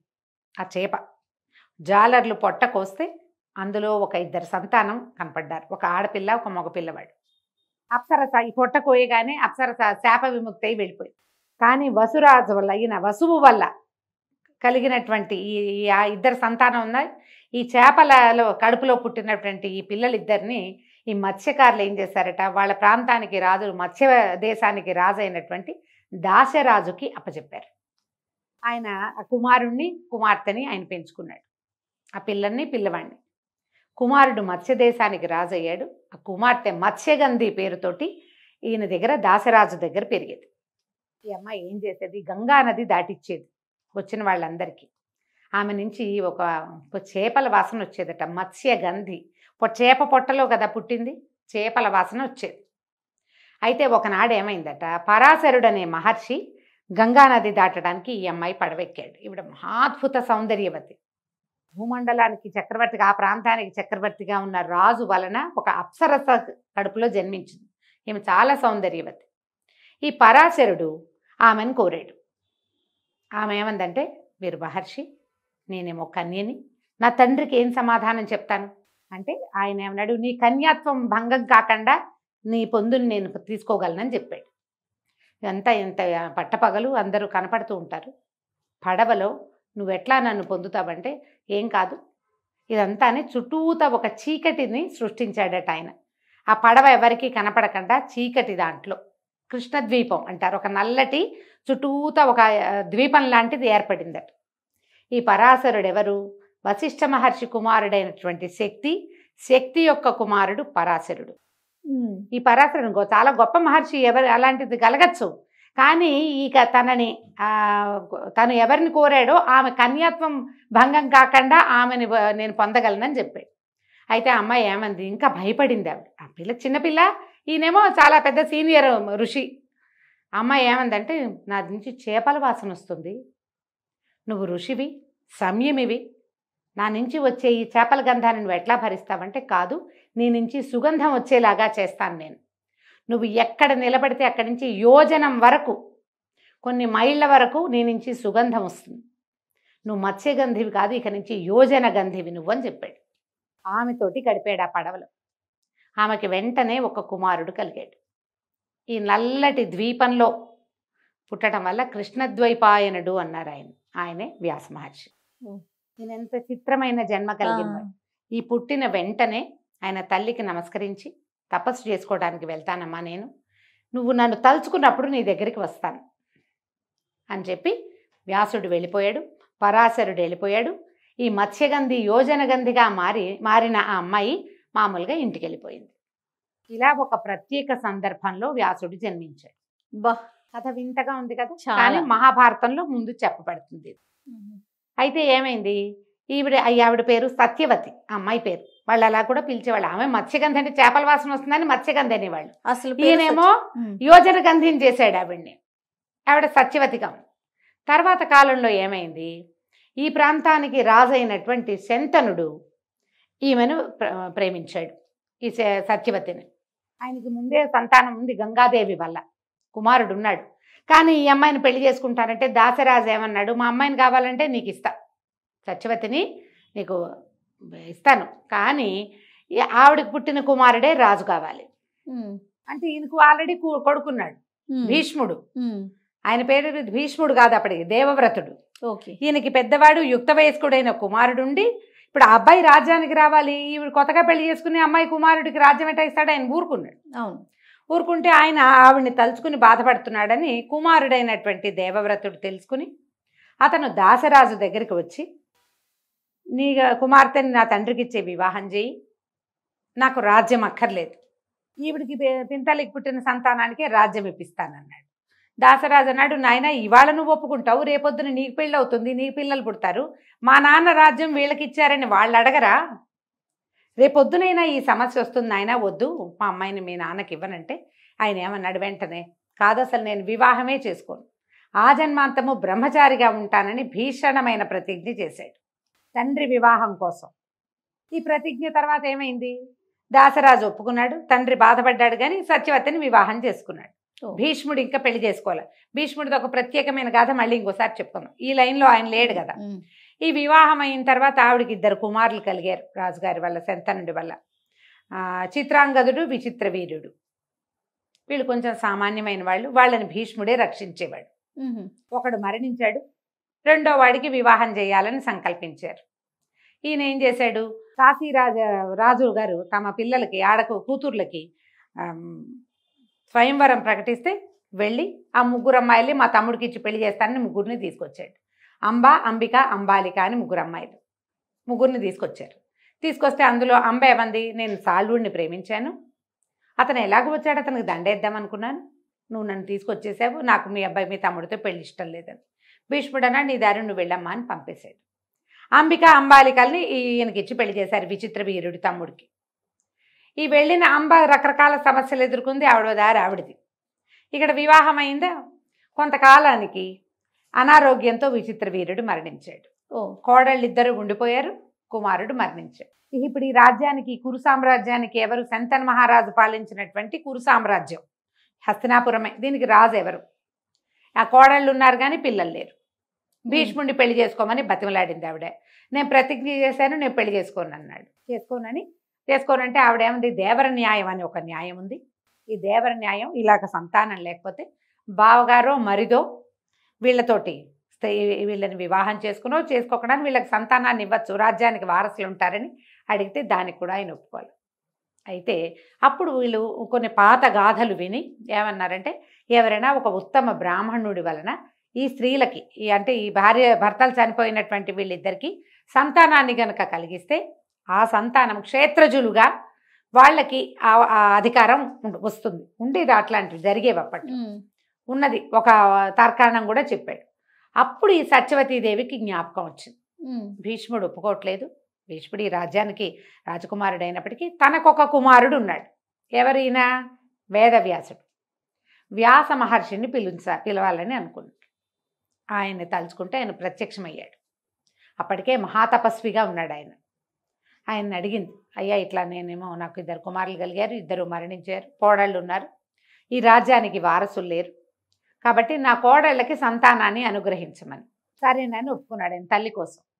ఒప్పుకుంటే అంబికకి అంబాలికకి చేరుకో సంతానము కలిగింది. ధృతరాష్ట్రుడు, పాండురాజు. ఈ వచ్చిన మహర్షిని చూసి భయపడ్డందుకు, కళ్ళు మూసుకున్నందుకేమో అంబికకి ధృతరాష్ట్రుడు పుట్టుగుడ్డివాడిగా జన్మించాడు. ఆయన చూసి భయంతో పాలిపోయినందుకు అంబాలికకేమో పాండురాజు పాండురోగంతో పాలిపోయిన వంటి శరీరం కలిగిన వాడు జన్మించాడు. ఇద్దరు మహాబలవంతులే. ఋషి వలన అద్భుతమైన సంతానమే కలిగింది. మళ్ళీ ఈ పిల్లవాడు కళ్ళు లేగని పిల్లవాడుగా ఉన్నాడు కాబట్టి మళ్ళా పెద్ద కోడల్ని పంపించింది ఆవిడ. పంపిస్తే ఆవిడేం చేసింది, ఈసారి ఆ మహర్షి దగ్గరికి వెళ్ళటం ఇష్టం లేక తన దాసిని అలంకరించి పంపించింది. దాసి పరమభక్తితో వ్యాసుడిని సేవించింది. ఆవిడకి విదురుడు పుట్టాడు. వీళ్ళ ముగ్గురు ఈ కురు సామ్రాజ్యానికి, ఒకడు రాజు, 2వవాడు రక్షకుడు, 3వవాడు మంత్రి. ధృతరాష్ట్రుడు పుట్టుగుడ్డివాడు కాబట్టి కన్ను లేని వాళ్ళకి మరి దివ్యచక్షువుగా ఉన్నాడు కదా, రాజ్యం ఇవ్వడానికి వీల్లేదు. అందుకని పాండురాజును రాజును చేశారు. ధృతరాష్ట్రుడు రాజుగారు అన్నయ్యగా ఉన్నాడు తొలుత. విదురుడు. వీళ్ళ ముగ్గురు చక్కగా చదువుకున్నారు, విద్యలు నేర్చుకున్నారు, శస్త్ర విద్యలు వచ్చినాయి పుష్కలంగా. ఈ కథ ఇట్లా నడిచింది. వీళ్ళకి సంతానాన్ని అనుగ్రహించినటువంటి వేదవ్యాసుడిని ఎప్పుడూ వాళ్ళు తండ్రిగా గౌరవించటం కానీ, వీళ్ళు తన కుమారులని క్లెయిమ్ చేయటం కానీ జరగల. వీళ్ళకి ఏమంటారు, వెల్విషర్గా మాత్రమే ఉన్నాడు. కురు సామ్రాజ్యానికి శ్రేయోభిలాషిగా ఉన్నాడు ఆయన. తన పని అయిపోయింది, తల్లి అడిగింది చేశాడు, అంతే. ఆ స్త్రీల పట్ల కానీ, ఆ కుమారుల పట్ల కానీ ఆయన ఏ రకమైన సొంతదనాన్ని ఆయన ప్రదర్శించలేదు. బాగుంది. ఇది ఇలాగా.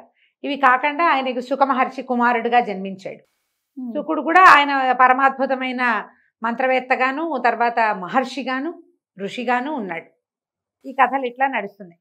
ఈయన ఏం చేశారు, దీన్ని వేదం ఏకీభూతంగా ఉండేది. దాన్ని 4 భాగాలుగా విడదీసి మానవులకి అందించాడు. కానీ వేదం అపౌరుషమైన వేదాన్ని మానవుల్ని చేసింది కాదు, అది భగవంతుడి సృష్టి వేదం. అవును. అందులోని విషయాల్ని మానవులు సులువుగా అర్థం చేసుకోవటానికి వీలుగా పంచమ వేదం అని చెప్పబడేటువంటి మహాభారతాన్ని కూడా రాశాడు ఆయన. ఈ మహాభారత గాథ అంతా ఆయన కంటి ముందే జరిగింది. ఆయన వల్లే వీళ్ళు కలిగారా, తర్వాత వీళ్ళంతా పెద్దవాళ్ళు అయ్యారు, వాళ్ళకి పిల్లలు కలిగారు, వాళ్ళు వీళ్ళు కొట్టుకున్నారు, చివరికి కురుక్షేత్ర సంగ్రామం అయింది. ప్రతి అడుగడుగున వేదవ్యాసుడు ఈయన వస్తూనే ఉన్నాడు ఇక్కడికి, వీళ్ళ దగ్గరికి. అవును. వీళ్ళు వెళ్తున్నారు, ఆయన వస్తున్నాడు. ఒక్కొక్కళ్ళకి ఒక్కొక్క రకమైన బోధ చేశాడు ఆయన. పాండవుల్ని బోధించాడు, ధృతరాష్ట్రుడికి బోధ జరిగింది. అన్ని సందర్భాల్లోనూ వేదవ్యాసుడి ప్రెజెన్స్ ఉంది మహాభారతంలో. మహాభారతం అంతా అయిపోయాక ఆయన ఆలోచిస్తూ అదంతా పునరావృత్తి చేసి దీన్ని ఒక లైన్గా రాసి అప్పచెప్దాం ప్రజలకి అని భావించి తను చెప్పేదాన్ని రాయటం కోసం గణపతిని ప్రార్థించాడు, విఘ్నేశ్వరుణ్ణి.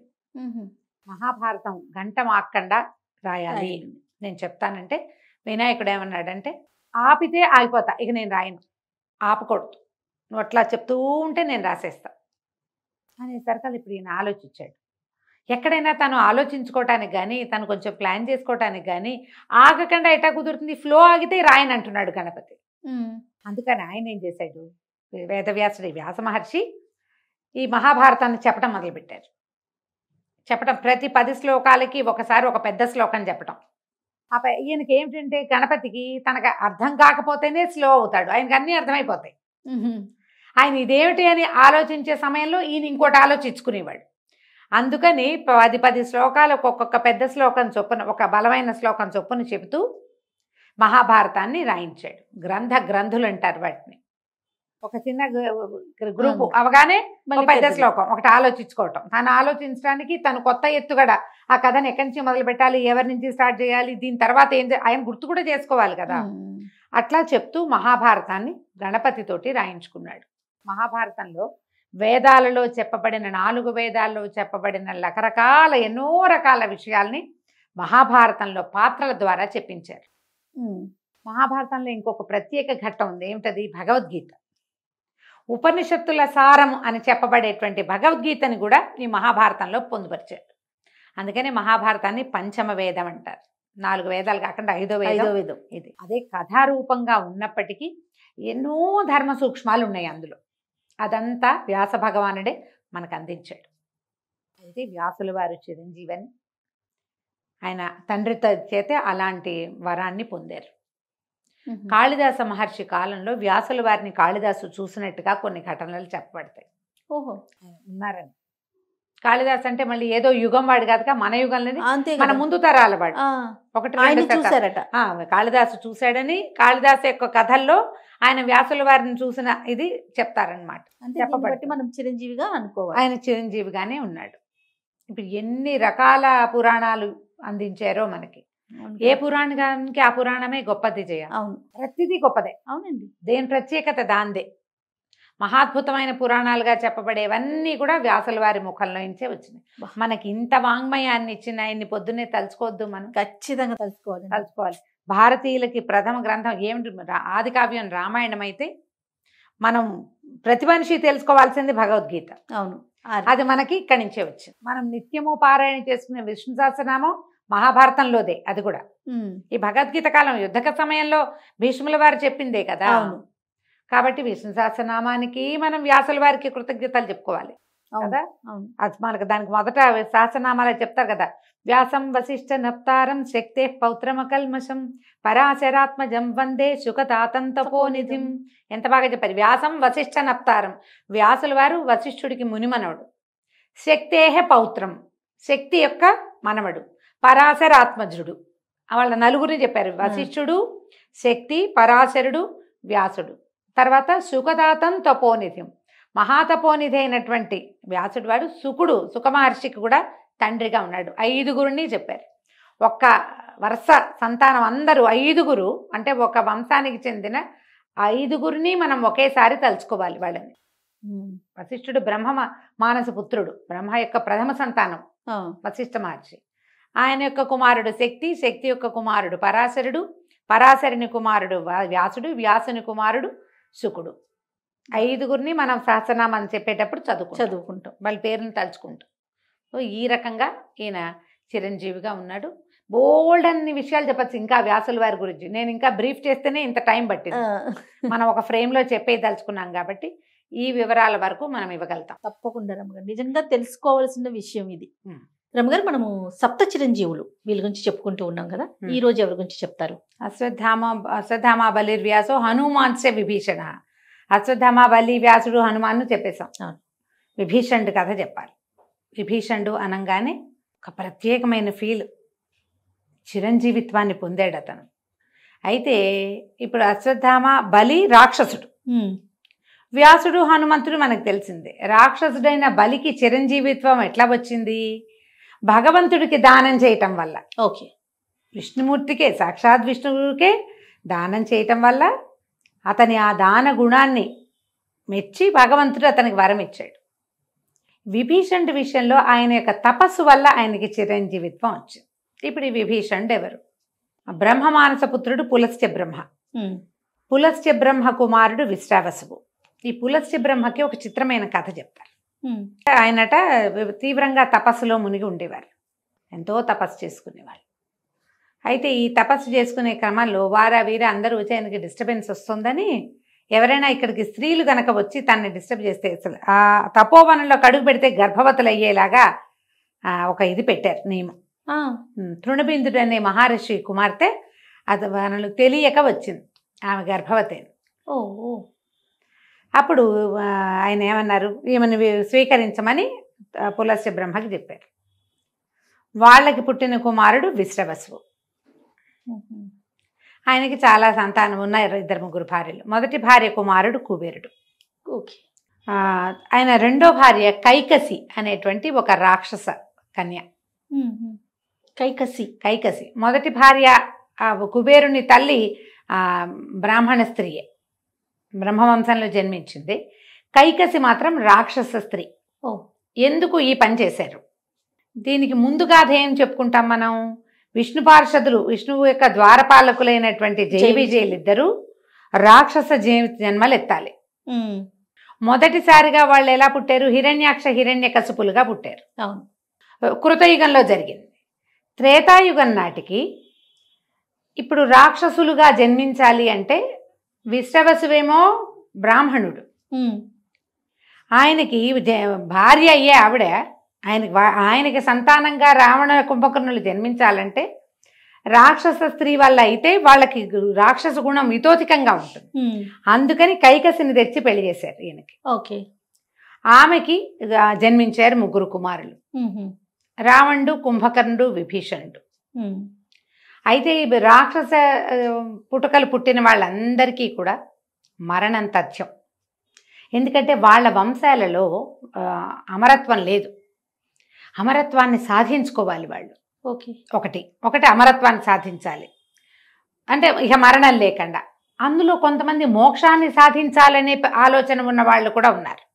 ఇదే కాకుండా త్రిలోకాధిపత్యం కావాలి, ఈ ప్రపంచమంతా నా అదుపులో ఉండాలి, నేను అత్యంత బలశాలిని కావాలి, ఇలాంటి భావాలు, తీవ్ర భావజాలాలు ఉన్నవాళ్ళు ఎప్పుడూ ఉంటారు. అవును. ఈ రకరకాల భావజాలాలతోటి రావణుడు, కుంభకర్ణుడు, విభీషణుడు 3 తపస్సు చేశారు. రావణాసురుడు అమరత్వాన్ని కోరుకున్నాడు. అమరత్వం కుదరదు, ఇంకేదైనా వరం కోరుకోమంటే నరవానరుల వల్ల తప్ప ఇంకా ఎవ్వరి వల్ల భయం లేకుండా అత్యంత బలశాలిగా ఉండటం, త్రిలోకాధిపత్యాన్ని సంపాదించడం, అవన్నీ కోరుకున్నాడు లిస్టు. అవును. ఆయన ప్రకారము ఆయనకి లభించినాయి. దీంతో పాటుగా ఇంకా ఏం చేశాడు? ఆయన తపస్సులో ఒక్కొక్క తన శిరస్సుని నరికి యజ్ఞానికి ఆహుతి చేస్తూ కూడా తపస్సు చేశాడు. తీవ్రమైన తపస్సు. ఆ అతి తీవ్ర తపస్సు వల్ల పరమేశ్వరుడు ప్రత్యక్షమయ్యాడు. ఆయన నందంటే నంది, పందంటే పంది అయింది. రావణాసురుడు ఏదనుకుంటే అది చేయగలిగేంత శక్తిని సంపాదించాడు. బలగర్వంతో ఎన్నో రకాల దుష్కృత్యాలు చేశాడు. అది చేశాడు. భక్తిపరుడు, అలాగే దుర్మార్గుడు, రెండు ఉన్నాయి. రెండును. ఇవి రెండు కాకుండా ఇంకా ఉన్నాయి. ఆయనకి చాలా తపస్శాలి, ఎంతో విద్యలు ఉన్నవాడు, అద్భుతంగా వేద విద్యను చదువుకున్నవాడు, సంగీతంలో నిష్ణాతుడు రావణాసురుడు. మంచి క్వాలిటీస్ కూడా ఉన్నాయి. చాలా ఉన్నాయి. వాటితో పాటుగా తీవ్ర ప్రకృతి, తీవ్రమైన ఒక ధోరణి ఉంది. కుంభకర్ణుడు తపస్సు చేశాడు, నిద్ర కోరుకున్నాడు. ఇప్పుడు వీళ్ళిద్దరూ అగ్నికి వాయువు తోడినట్టు పెద్దవాడు అన్ని వేల వరాలు, అన్ని రకాల వరాలు కోరుకుంటే వీడెన్ని కోరతాడో, ఇద్దరు కలిసి లోకాల మీద పడతారని సరస్వతీదేవిని అతని నాలిక మీదకి ఉండి నిద్ర కోరుకునేలాగా, నిద్ర తక్కువ కోరుకుందాం అనుకున్నాడు. అది 6 నెలల దీర్ఘ నిద్రని కోరుకున్నాడు. చివరికి ఆయనకి 6 నెలల నిద్ర. పరమ బలవంతుడు, పుటకే బలమైన పుటక, అత్యంత బలశాలి అయిన వాడు కుంభకర్ణుడు. ఆ కాలంలో అమిత బలాన్ని పొందాడు, అమిత పరాక్రమాన్ని పొందాడు, వరాలతోటి తపశ్శక్తి వల్ల నిద్రని కూడా పొందాడు.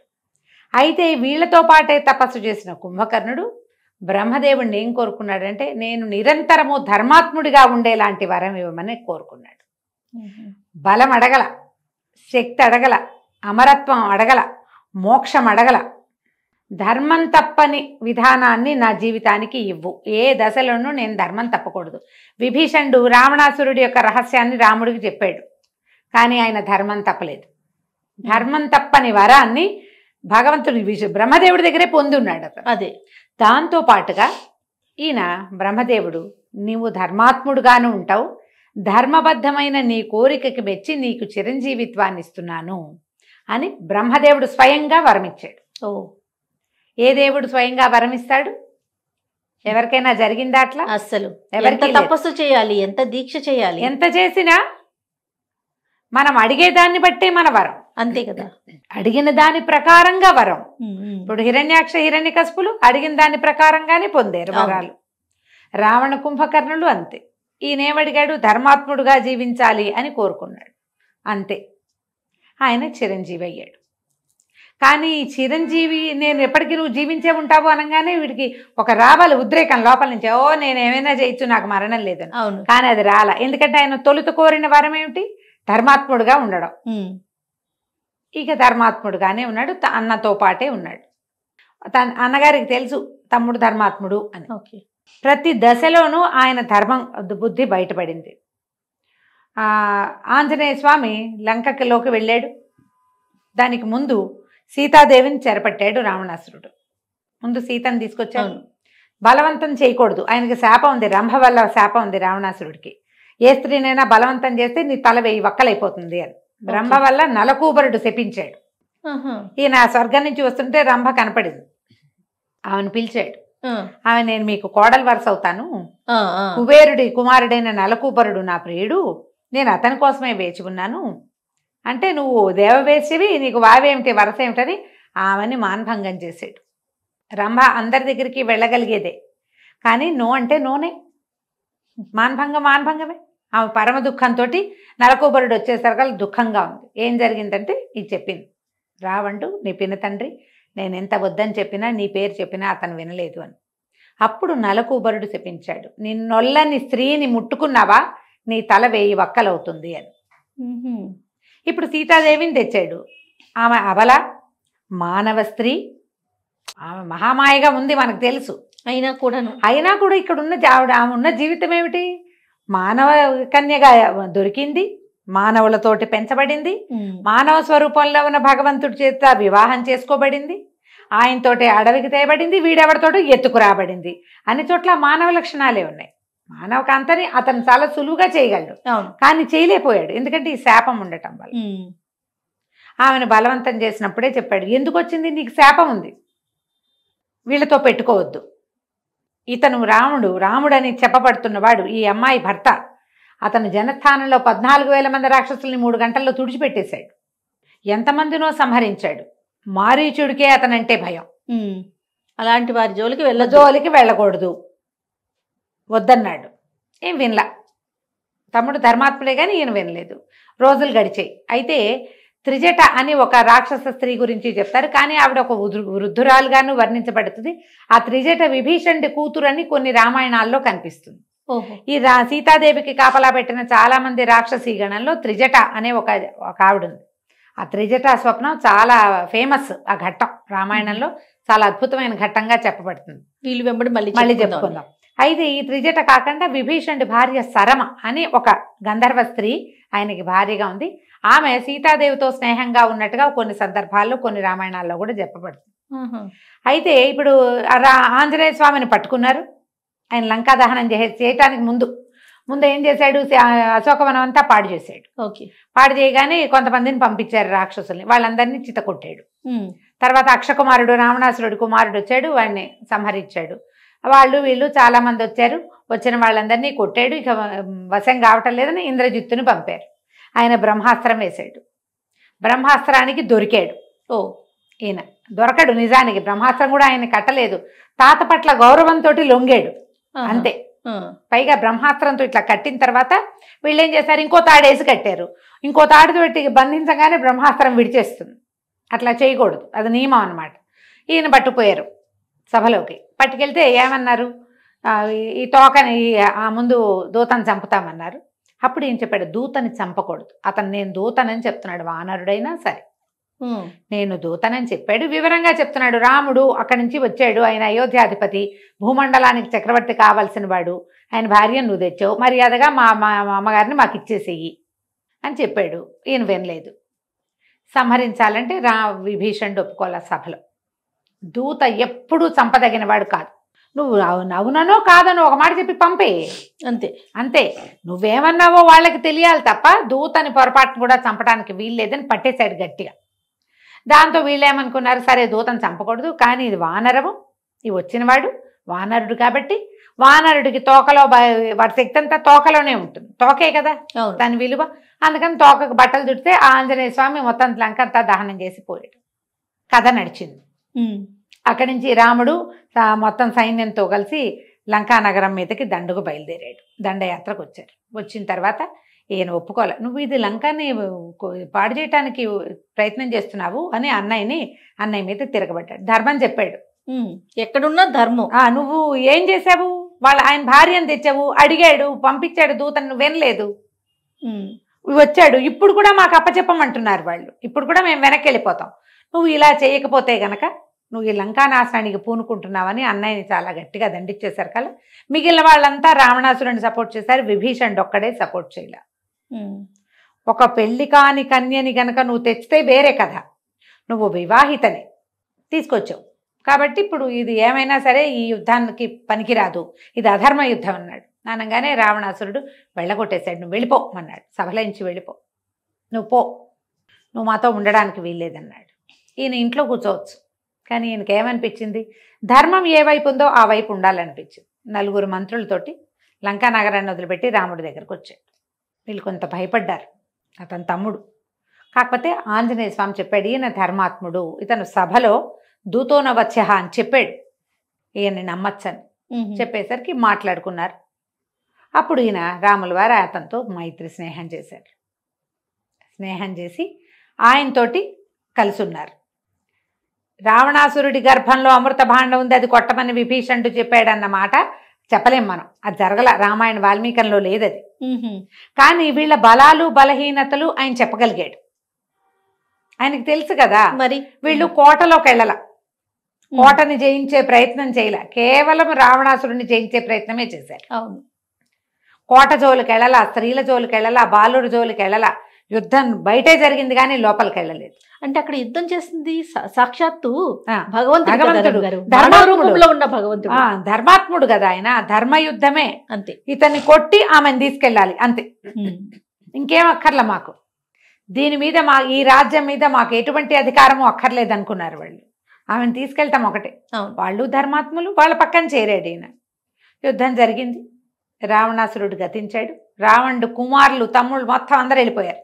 ఇప్పుడు ఆ రాజ్యానికి వారసుడు ఎవరు, విభీషణుడు మాత్రమే. అవును, ఆయనకి సముద్ర జలాలతోటి అభిషేకం చేశాడు రాముడు. లంకా రాజ్యానికి నిన్ను రాజుని చేస్తున్నాను. అక్కడ ఇంకా స్త్రీలు ఆడవాళ్ళు ఉన్నారు, పిల్లలు ఉన్నారు లోపల. రాక్షస జాతి ఉంది, పోవాలా. ఓకే, రాక్షసులందరినీ అంతం చేయలా. ఈయన అవతార విశేషం ఏమిటి ఇక్కడ, రావణ కుంభకర్ణులు, జనస్థానంలో ఉన్న ఖరదూషణులు, మారీచ సుబాహులు, తాటకి కబంధుడు విరాధుడు, వీళ్ళందరినీ సంహరించాలి రాముడు ఈ జన్మల జీవితంలో. ఈ అవతారంలో వాళ్ళందరినీ ఆయన తుడిచిపెట్టాడు. విభీషణుడు శాశ్వతంగా జీవించి ఉన్నాడు, ఇప్పటికీ ఉన్నాడని చెప్తారు. మరి ఇప్పుడు కనపడుతున్న లంకా నగరం శ్రీలంకే అయితే ఆయన ఎక్కడున్నాడో మనకు తెలియదు. రాక్షస పాలనలో ఉన్న నాళ్ళు విభీషణుడు ఉన్నాడు.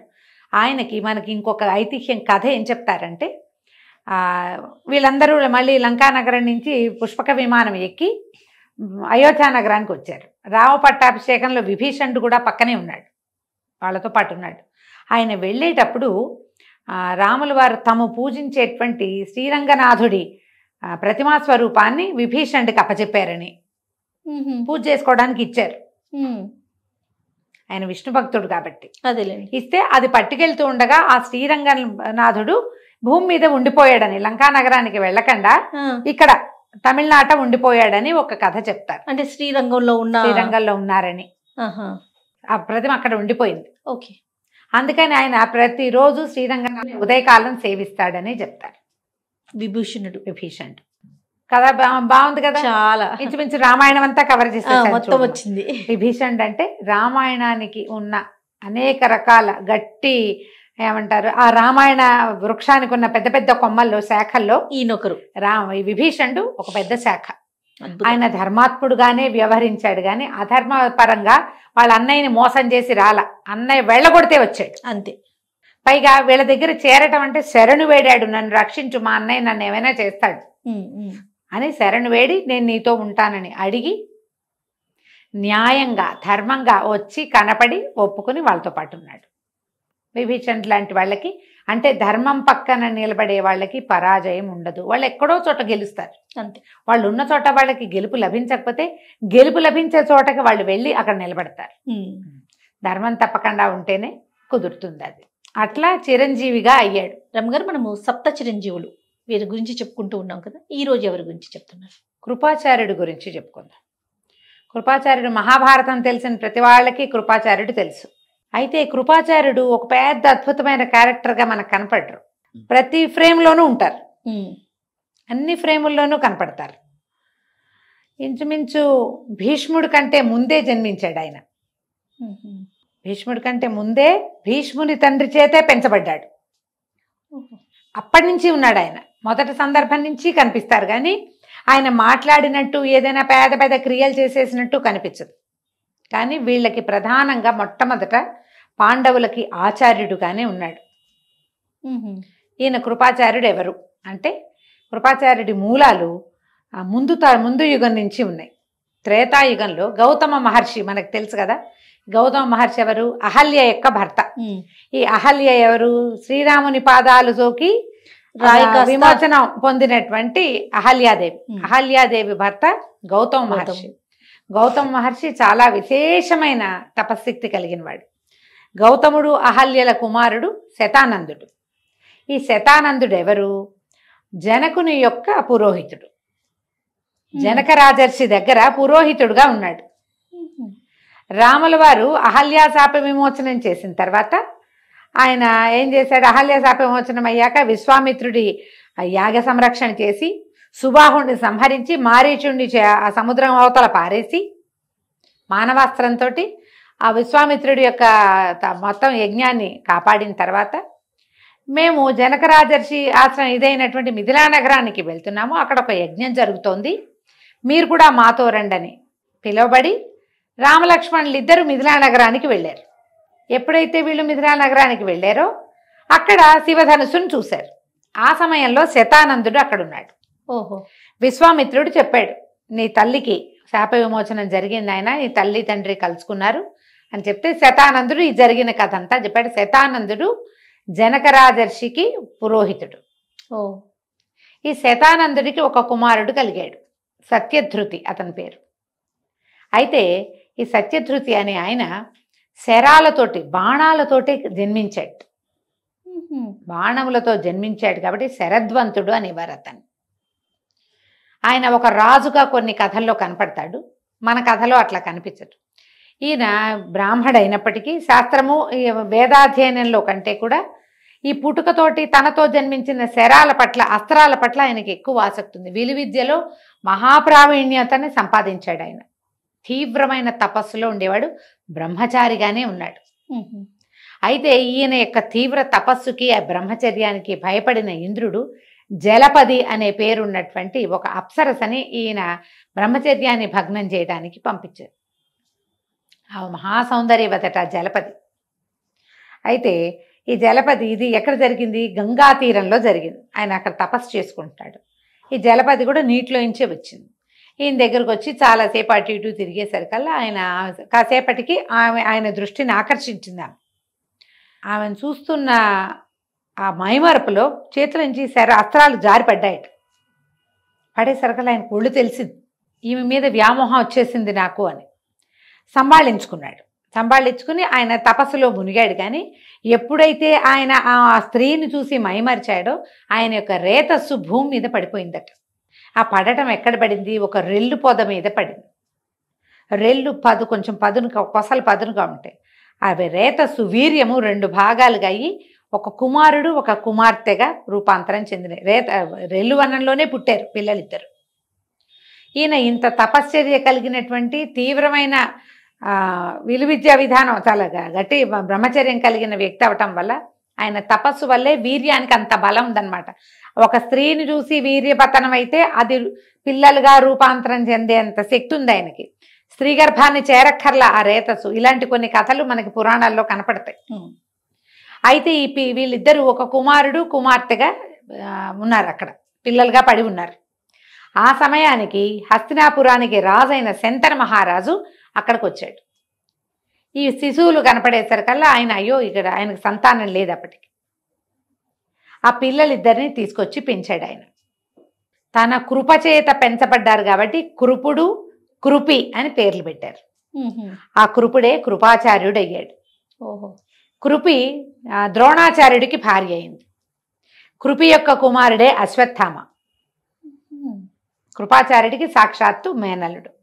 అయితే తమతోటి పెంచబడుతుంటే సరే ఈ శరద్వంతుడు తెలుసుకున్నాడు తన సంతానంగా వీళ్ళు రూపొందారని, ఆ సంతానాన్ని శంతనుడు పెంచుతున్నాడని తెలుసుకుని ఆయన వెళ్ళి తన పిల్లల్ని తను తెచ్చుకుని కుమారుణ్ణి విలువిద్యాపారంగతుడిని చేశాడు. ఇంకొక ధనుర్విద్యాపారంగతుడైన ద్రోణాచార్యుడికి కూతురునిచ్చి పెళ్లి చేశాడు. ఓకే. కృపాచార్యుడు తండ్రి దగ్గరే నేర్చుకున్నాడు. కానీ శంతనుడి కృప వల్ల పెంచబట్టం వల్ల అతను మళ్ళీ శంతనుడి దగ్గరికే చేరాడు. అప్పటికి భీష్ముడు కుమారులు అందరూ సెటిల్ అయ్యారు. అప్పుడు భీష్ముడు పెద్దవాడయ్యాడు. మళ్ళీ ఆయన పెద్ద అయితే ఈయన వచ్చాడు కదా.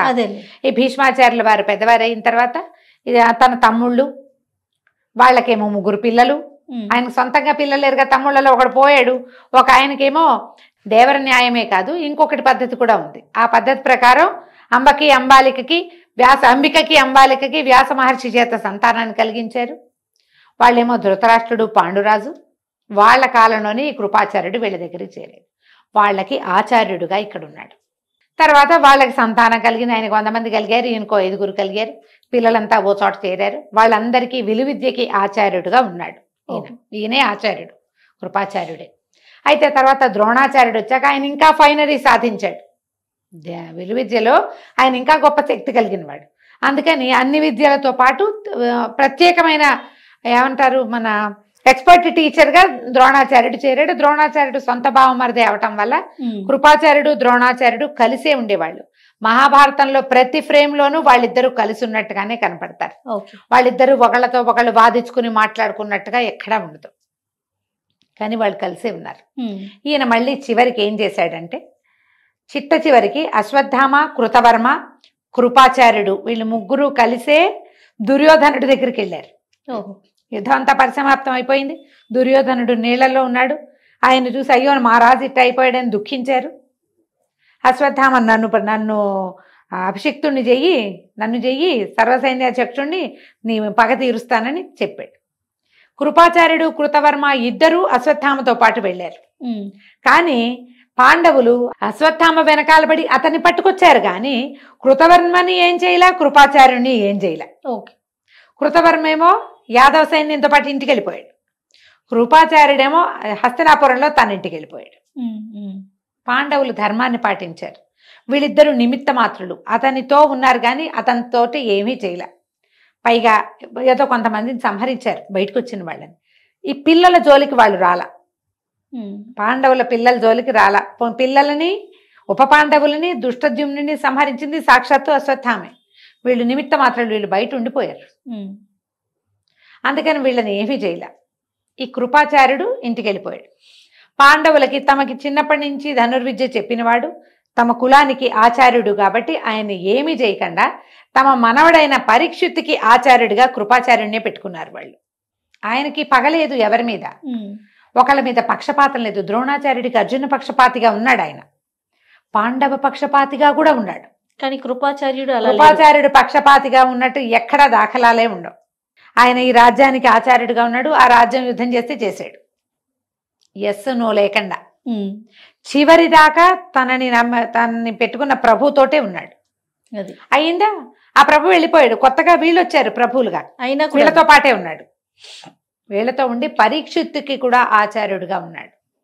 పరీక్షిత్తు మరణానికి కూడా కృపాచార్యుడు సాక్షిగానే ఉన్నాడు. జనమేజయుడికి ఆచార్యత్వం వహించినట్టుగా కనపడదు. అంటే నేను ఇంకా ఆ భాగాలు చదవలే సరిగా చెప్పాలంటే. ఈయన తపస్సుకు వెళ్ళిపోయాడు. ఈయనకి తండ్రి వల్లే చిరంజీవిత్వం లభించింది. ఈయనతో పాటు కృపి కూడా జీవించే ఉండవచ్చు అన్న ఒక పాయింట్ కూడా ఉన్నది. ఆమె ఎక్కడుంది ఏమిటి అనేది అయితే మనకి తెలియదు. కృపాచార్యుడు మాత్రం పుట్టుకతోటి ఒక ప్రత్యేకమైన జన్మ కలిగిన వాళ్ళు వీళ్ళు, కృపి అండ్ కృపాచార్యుడు ఇద్దరు కూడా. ఎందుకంటే అయోనిజులుగా ఉన్నారు, స్త్రీ గర్భంలోంచి పుట్టల వాళ్ళు. తండ్రి వీర్యం వల్ల మాత్రమే శరవణంలో జన్మించారు. అందువల్ల ఆయనకి ఈ మహాతపస్యాలిగా అయినటువంటి కృపాచార్యుడికి తండ్రే అజరామరంగా నువ్వు ఎప్పటికీ జీవించే ఉంటావు. అజరామరం అంటే ముసల్తనం లేదని కూడా వస్తుంది, అది అలా లేదనిపిస్తుంది. చిరంజీవి మరణం లేకుండానే వరం పొందాడు. ఆయన తపశ్చర్యలోనే ఉంటాడని, ఆయన ఎవరికైనా కనపడ్డాడని అదని మనకెవరు చెప్పరు. కానీ కృపాచార్యుడు చిరంజీవి. మనం సప్త చిరంజీవులు చెప్పుకుంటూ ఉన్నాం కదా, ఇంకొక చిరంజీవి గురించి. ఆఖరివాడు అంటే మార్కండేయుడు అష్టముడు, 8వ వాడు. ఆయనది విడిగా పెడితే సప్త చిరంజీవులుగా చెప్పుకోబడే వాళ్ళల్లో అశ్వత్థామ బలిర్వ్యాసో హనుమాన్శ్చ విభీషణ కృప పరశురామశ్చ. కృపుడు చెప్పేశాం, పరశురాముడి కథ చెప్పుకోవాలి. పరశురాముడి కథ చాలా చిత్రమైంది. భగవంతుని పురుషోత్తమావతారం ఆయన, కానీ పూర్ణావతారుడు కాదు. విష్ణువంశ సంభూతుడు, కానీ విష్ణువు యొక్క పూర్ణావతారంగా ఆయన్ని మనం చెప్పలేకపోతాం. బాగుంటుంది. పరశురాముడి చరిత్ర కూడా చాలా విశేషంగా ఉంటుంది. పూర్వము కుశవంశస్థుడైన గాధి అనే రాజుగారి దగ్గరికి రుచికుడనే ఒక ఋషిగారు వచ్చారు. గాధికి ఒక కుమార్తె ఉంది, సత్యవతి ఆవిడ పేరు. ఆ సత్యవతినిచ్చి వివాహం చేయమని అడిగాడట రుచికుడు. అడిగితే ఆయన ఏమన్నాడు, నున్నటి శరీరము నల్లటి చెవులు కలిగిన 1000 గుర్రాలు ఇస్తే కూతుర్ని ఇస్తానన్నట్ట, కన్యాశుల్కం. అప్పుడు రుచికుడు వరుణదేవుణ్ణి ఆవాహన చేసి ఆయన్ని ప్రార్థించి 1000 గుర్రాలు, ఎందుకంటే అవన్నీ సముద్రంలో పుడతాయి, గుర్రం అంటే సముద్రంలో నుంచి వస్తుందని, వరుణదేవుడి వల్ల 1000 గుర్రాలు సంపాదించి ఆ 1000 గాధికిచ్చి సత్యవతిని వివాహం చేసుకున్నాడు. సత్యవతికి సంతానం కలగల, తల్లికి ఇక సంతానం లేదు. అయితే ఆవిడ మహాతపస్వి అయిన తన భర్తని సత్యవతీదేవి రుచిక మహర్షిని మా అమ్మకి నాకు కూడా పుత్ర సంతతిని అనుగ్రహించేలాగా ఒక యజ్ఞం చేయమని అడిగింది. ఆయన ఆ యజ్ఞం చేసి బ్రహ్మవర ప్రసాదంగా ఒక హవిస్సు, క్షత్రియవర ప్రసాదంగా అంటే బ్రహ్మతేజస్సుతో ఒకటి, క్షాత్ర తేజస్సుతోటి ఒకటి, 2 హవిస్సులను సిద్ధం చేసి పెట్టారు. ఈవిడ పొరపాటున క్షాత్రము తను, బ్రాహ్మ్యాన్ని అమ్మకి ఇచ్చింది. భర్తను అడిగింది, అయ్యో నేను పొరపాటు చేశాను, ఇట్లా జరిగింది, మరి మా తల్లికేమో అది వెళ్ళిపోయింది, ఇప్పుడు క్షత్రియ తేజస్సు ఉన్నవాడు కుమారుడుగా జన్మిస్తే ఎట్లా మనకి అని అడిగితే ఈయన అన్నాడు, ప్రస్తుతానికి దీన్ని ఆపుదాం, నీ కుమారుడు బ్రహ్మతేజస్సుతోటే జన్మిస్తాడు ఆ వరం వల్ల, కానీ మనవడు మాత్రం ఉగ్రుడవుతాడు, క్షాత్రతేజం ఉంటుంది అతనిలో అని చెప్పాడు. సత్యవతీదేవికి కుమారుడు కలిగాడు జమదగ్ని మహర్షి. గాధి భార్యకి అంటే సత్యవతీదేవి తల్లికి కుమారుడు కలిగాడు విశ్వామిత్రుడు. ఆయన క్షత్రియ తేజస్సుగా పుట్టి చివరికి ఆయన బ్రహ్మర్షిగా అవ్వాలని రాజర్షిగా అనిపించుకుని చివరికి బ్రహ్మర్షి అయ్యాడు. అయితే ఇక్కడ జమదగ్ని మహర్షి కలిగాడు. జమదగ్నికి కాలక్రమాన ఆయన కూడా తపశ్చర్యలోనే ఉండేవాడు. ఆయనకి రేణుకాదేవితోటి వివాహం అయింది. ఈ రేణుకాదేవికి చాలామంది కుమారులు కలిగారు. వాళ్ళల్లో చిట్ట చివరివాడు పరశురాముడు. రామనామధేయం ఇచ్చారు. అతను పురుషోత్తమాంశతోటి జన్మించాడు. పురుషోత్తమాంశ అంటే విష్ణువు యొక్క అంశావతారంగా జన్మించాడు. మహాబలశాలి, ధైర్యశాలి, సాహసికుడు. ఒక పరశువుని అంటే గొడ్డలిని పరమేశ్వరుని వల్ల పొందాడని చెప్తారు. ఆయన ఆయుధం పరశువు, గొడ్డలి. ఆ పరశువు ఆయుధంగా పొందటం వల్లే ఆయన్ని పరశురాముడు అంటారు. ఆయన ఎంతో విశేషంగా తల్లిదండ్రులను సేవించేవాడు, తపస్సులోనే ఉండేవాడు. చాలా విద్యలు వచ్చినాయి ఆయనకి. ప్రతిదీ తపస్సుకి ఫలితంగానే పొందాడు ఆయన. అటు విలువిద్య ఉంది, ఇటు పరశువుతోటి ఉంది. అపరిమితమైన పరాక్రమం, తీవ్ర కోపి, ఈ 2 లక్షణాలు ఉన్నాయి. కానీ తపశ్చర్యలో తల్లిదండ్రులతో పాటే ఉండేవాడు. ఆ కాలంలో కార్తవీర్యార్జునుడే రాజు జన్మించాడు. హైహయ వంశానికి చెందినవాడు. ఈ కార్తవీర్యార్జునుడు సుదర్శన చక్రాయుధ స్వామి యొక్క అంశావతారంగా చెప్తారు. అయితే అతను బాహువులు లేకుండా పుట్టాడట. ఆయన దత్తాత్రేయుని కోసం తపస్సు చేసి 1000 బాహువులు పొందాడు. మహాబలవంతుడు. 2 చేతులుంటేనే బలం, 4 చేతులుంటే ఇంకా బలం. 1000 చేతులు ఉన్నవాడు సహస్ర బాహువులతోటి యుద్ధం చేసేవాడు. కార్తవీర్యార్జునుడు చాలా గొప్ప రాజు, మామూలు బలశాలి కాదు. సుదర్శనుని యొక్క అంశావతారం అని చెప్పబడుతుంది. అయితే ఏమైంది, ఈయన ఒకసారి ఈ జమదగ్ని మహర్షి ఆశ్రమానికి వచ్చాడు. వచ్చినప్పుడు ఏమైందంటే, ఆమెల ఆశ్రమంలో ఏముంటుంది, ఏదో కొంచెం అర్ఘ్యం పాద్యం ఇచ్చారు. రాజుని మీరు ఇక్కడే ఉండండి, మిమ్మల్ని మీకు అతిథి మర్యాదలు చేస్తామంటే, నేను ససైన్యంగా వచ్చాను, మా సైన్యం మొత్తానికి భోజనం ఎట్లా పెడతారు మీరంటే, నా దగ్గర కామధేను ఉంది, ఆమె నాకు సేవ చేస్తుంది, నన్ను సేవ అంటే యజ్ఞానికి సేవించడం కోసం అటు పెట్టుకున్నాను, అతిథి అభ్యాగతి సేవ కూడా నేను దీంతోటే చేస్తానని చెప్పాడు. కామధేనువు వీళ్ళు కోరిన ఆహారాన్ని ఇచ్చింది. కార్తవీర్యార్జునుడు ఆ సమయంలో ఆ ప్రాంతానికి రాజుగా ఉన్నాడు. ఆయన ఏమన్నాడు, ఈ కామధేనువుని నాకు ఇచ్చేయమన్నాడు. ఇచ్చేయమనేసరికల్లా ఈయన ఒప్పుకోలేదు, జమదగ్ని ఒప్పుకోలేదు. ఆయన బలవంతంగా కామధేనువుని తీసుకుపోవటానికి ప్రయత్నం చేశాడు. చాలా కష్టపెట్టుకున్నాడు ఈయన. కష్టపెట్టుకుని కుమారుడికి చెప్పాడు. చెప్పేసరికల్లా కుమారుడు వచ్చి మన పరశురాముడు వచ్చి కార్తవీర్యార్జునుడి మీద యుద్ధం చేసి తన తండ్రిని అవమానించినందుకు, దూషించినందుకు కార్తవీర్యార్జునుడి 1000 చేతులు ఖండించి ఆయనని సంహరించాడు. తీవ్రంగా చేశాడనమాట యుద్ధం. తండ్రిని అవమానించింది ఆయన. పెద్దగా వాడిని శిక్షించమని ఈయన ఉద్దేశం కాదు. వీళ్ళు బ్రాహ్మణుడు, పైగా తపశ్చర్య వీళ్ళ ముఖ్యోద్దేశంగా ఉన్నవాడు. కొడుకులో ఉన్న ఈ తీవ్ర ప్రకృతిని ఆయన ఒప్పుకోలే. అంత చేయవలసింది కాదని కొడుకుని కొంత సవరించాడు. కానీ కొద్ది రోజులు గడిచేశారు కల్లా కార్తవీర్యార్జునుడి కుమారులు తమ తండ్రి మరణానికి జమదగ్ని మహర్షే కారణమని భావించి ఆయనని సంహరించారు. తల నరికి తీసుకుపోయారు. ఈ మధ్యలో ఒక విచిత్రం ఏం జరిగిందంటే, ఈయనకి రేణుకాదేవి ఈయన భార్యగా ఉంది. ఆవిడ ఒక రోజు వెళ్ళి నదికి వెళ్ళి పచ్చి మట్టితోటి కుండ చేసి, పచ్చి కుండ, ఆ కుండతో నీళ్లు తెచ్చేది. ఆమె యొక్క పాతివ్రత్యం వల్ల పచ్చి కుండలో నీరు నిలిచేది, పగిలిపోకుండా. తడిసి నానిపోవాలి కదా, నానిపోకుండా ఉండేది. ఒకనాడు ఆమె సరోవరానికి, చెరువుకి నీళ్లు తేవడానికి వెళ్ళినప్పుడు గంధర్వుడు ఒకడు తన భార్యలతోటి ఈతలాడుతున్నాడు ఆ సరోవరంలో. ఆమె వాళ్ళకేసి చూస్తూ ఈ కుండ చేయలేకపోయింది, మనసు చెల్లించింది ఆమెకి. ఈ కుండ ఎన్నిసార్లు చేసినా పగిలిపోయింది. చాలా సమయం పట్టింది. ఎప్పటికో మనసు చిక్కపట్టుకుని కుండ చేసి పట్టుకెళ్ళింది. కాలాతీతమైందని జమదగ్ని మహర్షి తన జ్ఞాన దృష్టితోటి భార్య ఎందుకు రాలేదో చూసి ఆమె ఇట్లా పరపురుషులని చూసింది అన్న మాట తెలుసుకున్నాడు. ఆయన పరమకోపంతో కుమారులను పిలిచి మీ అమ్మ తల నరికేయండి అని చెప్పాడు. ఏ కుమారుడు ఒప్పుకోలే తల్లి తల నరికేయటానికి. చివరిగా అడవి నుంచి కట్టెలు తీసుకుని లోపలికి వచ్చిన పరశురాముడిని ఆయన ఆదేశించాడు, మీ అన్నయ్యలని మీ అమ్మని సంహరించు అని. ఒకే దెబ్బతో తల్లిని, వరుసగా అన్నదమ్ముల్ని సంహరించేశాడు పరశురాముడు. తండ్రి మాట ఆయన ఏం చెప్తే చేయాలి. తండ్రే కాదు, ఆయన గురువు కూడా. ఆయన చాలా సంతోషించాడు. అతని తండ్రి మాట వినటం అనే ఆ లక్షణానికి ఆయన సంతోషించి నీకేం కావాలో కోరుకోమన్నాడు. మా అమ్మని అన్నయ్యల్ని బతికించండి, నాకు అదే కావాలన్నాడు. వీళ్ళని జీవింపజేసి చిరంజీవిగా వరాన్ని ఇచ్చాడు ఆయన కుమారుడికి.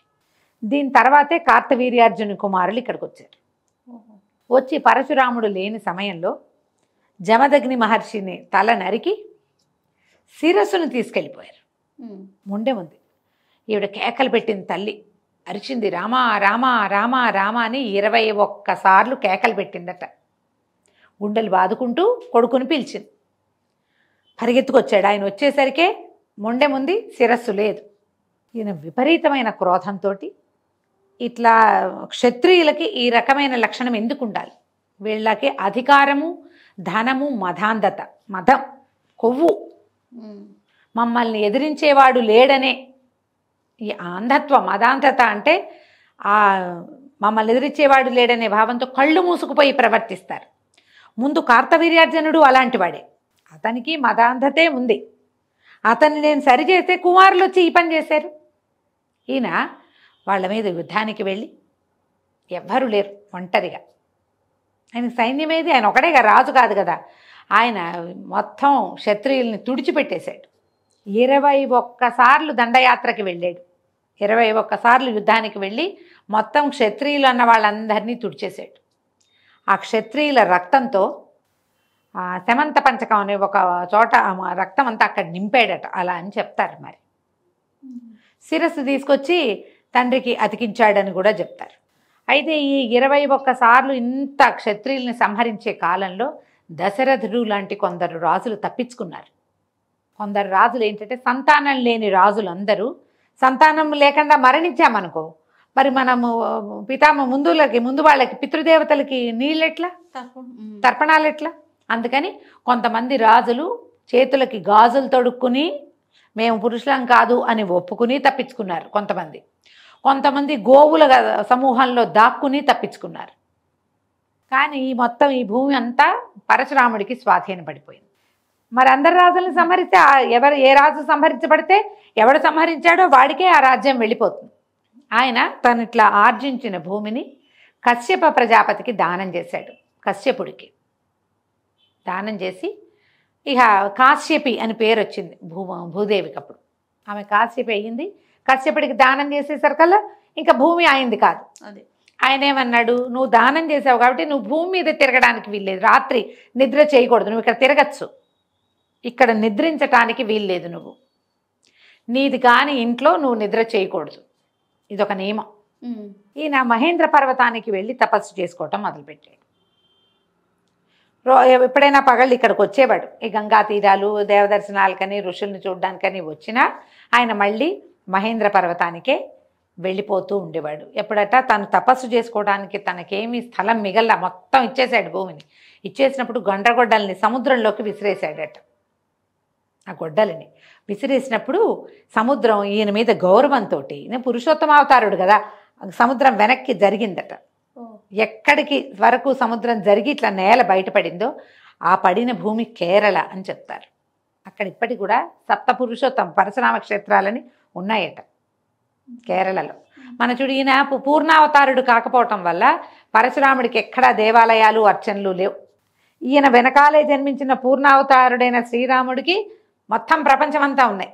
భూమి ఎక్కడెక్కడ ఉందో అక్కడక్కడ ఆయన కొలుస్తూనే ఉన్నారు, ఆయన కథ చెప్పుకుంటూనే ఉన్నారు. పరశురాముడికి ఆ అవకాశం లభించలే. ఆయన అంశావతారుడే, కేవలం క్షత్రియులను నిర్మూలించటానికే జన్మించాడు. ఆయన మహేంద్ర పర్వతానికి వెళ్ళిపోయేవాడు. వెళ్ళిపోయిన తర్వాత కూడా ఆయన ఎప్పుడూ పెద్దగా భూమి మీద సంచరించినట్టుగా కనపడదు. రామావతారం అప్పుడు శ్రీరాముడు జన్మించాడు. మరి మొత్తం నలుగురు అన్నదమ్ములు జన్మించిన తర్వాత వీళ్ళు కాస్త పెద్దవాళ్ళు అయ్యాక విశ్వామిత్రుడు వచ్చి తను ఒక యజ్ఞం చేస్తున్నానని, ఈ యజ్ఞానికి మారీచి సుబాహులనే ఇద్దరితోటి చాలా సమస్యగా ఉందని, తను యజ్ఞదీక్షలో ఉంటాను కాబట్టి ఆ సమయంలో నేను రాక్షస సంహారం చేయలేను కాబట్టి సహాయం చేయమని ఈ కుమారులను పంపమని దశరథ మహారాజుని అడిగాడు. కుమారులిద్దరిని రామలక్ష్మణులని విశ్వామిత్రుడితో పంపారు.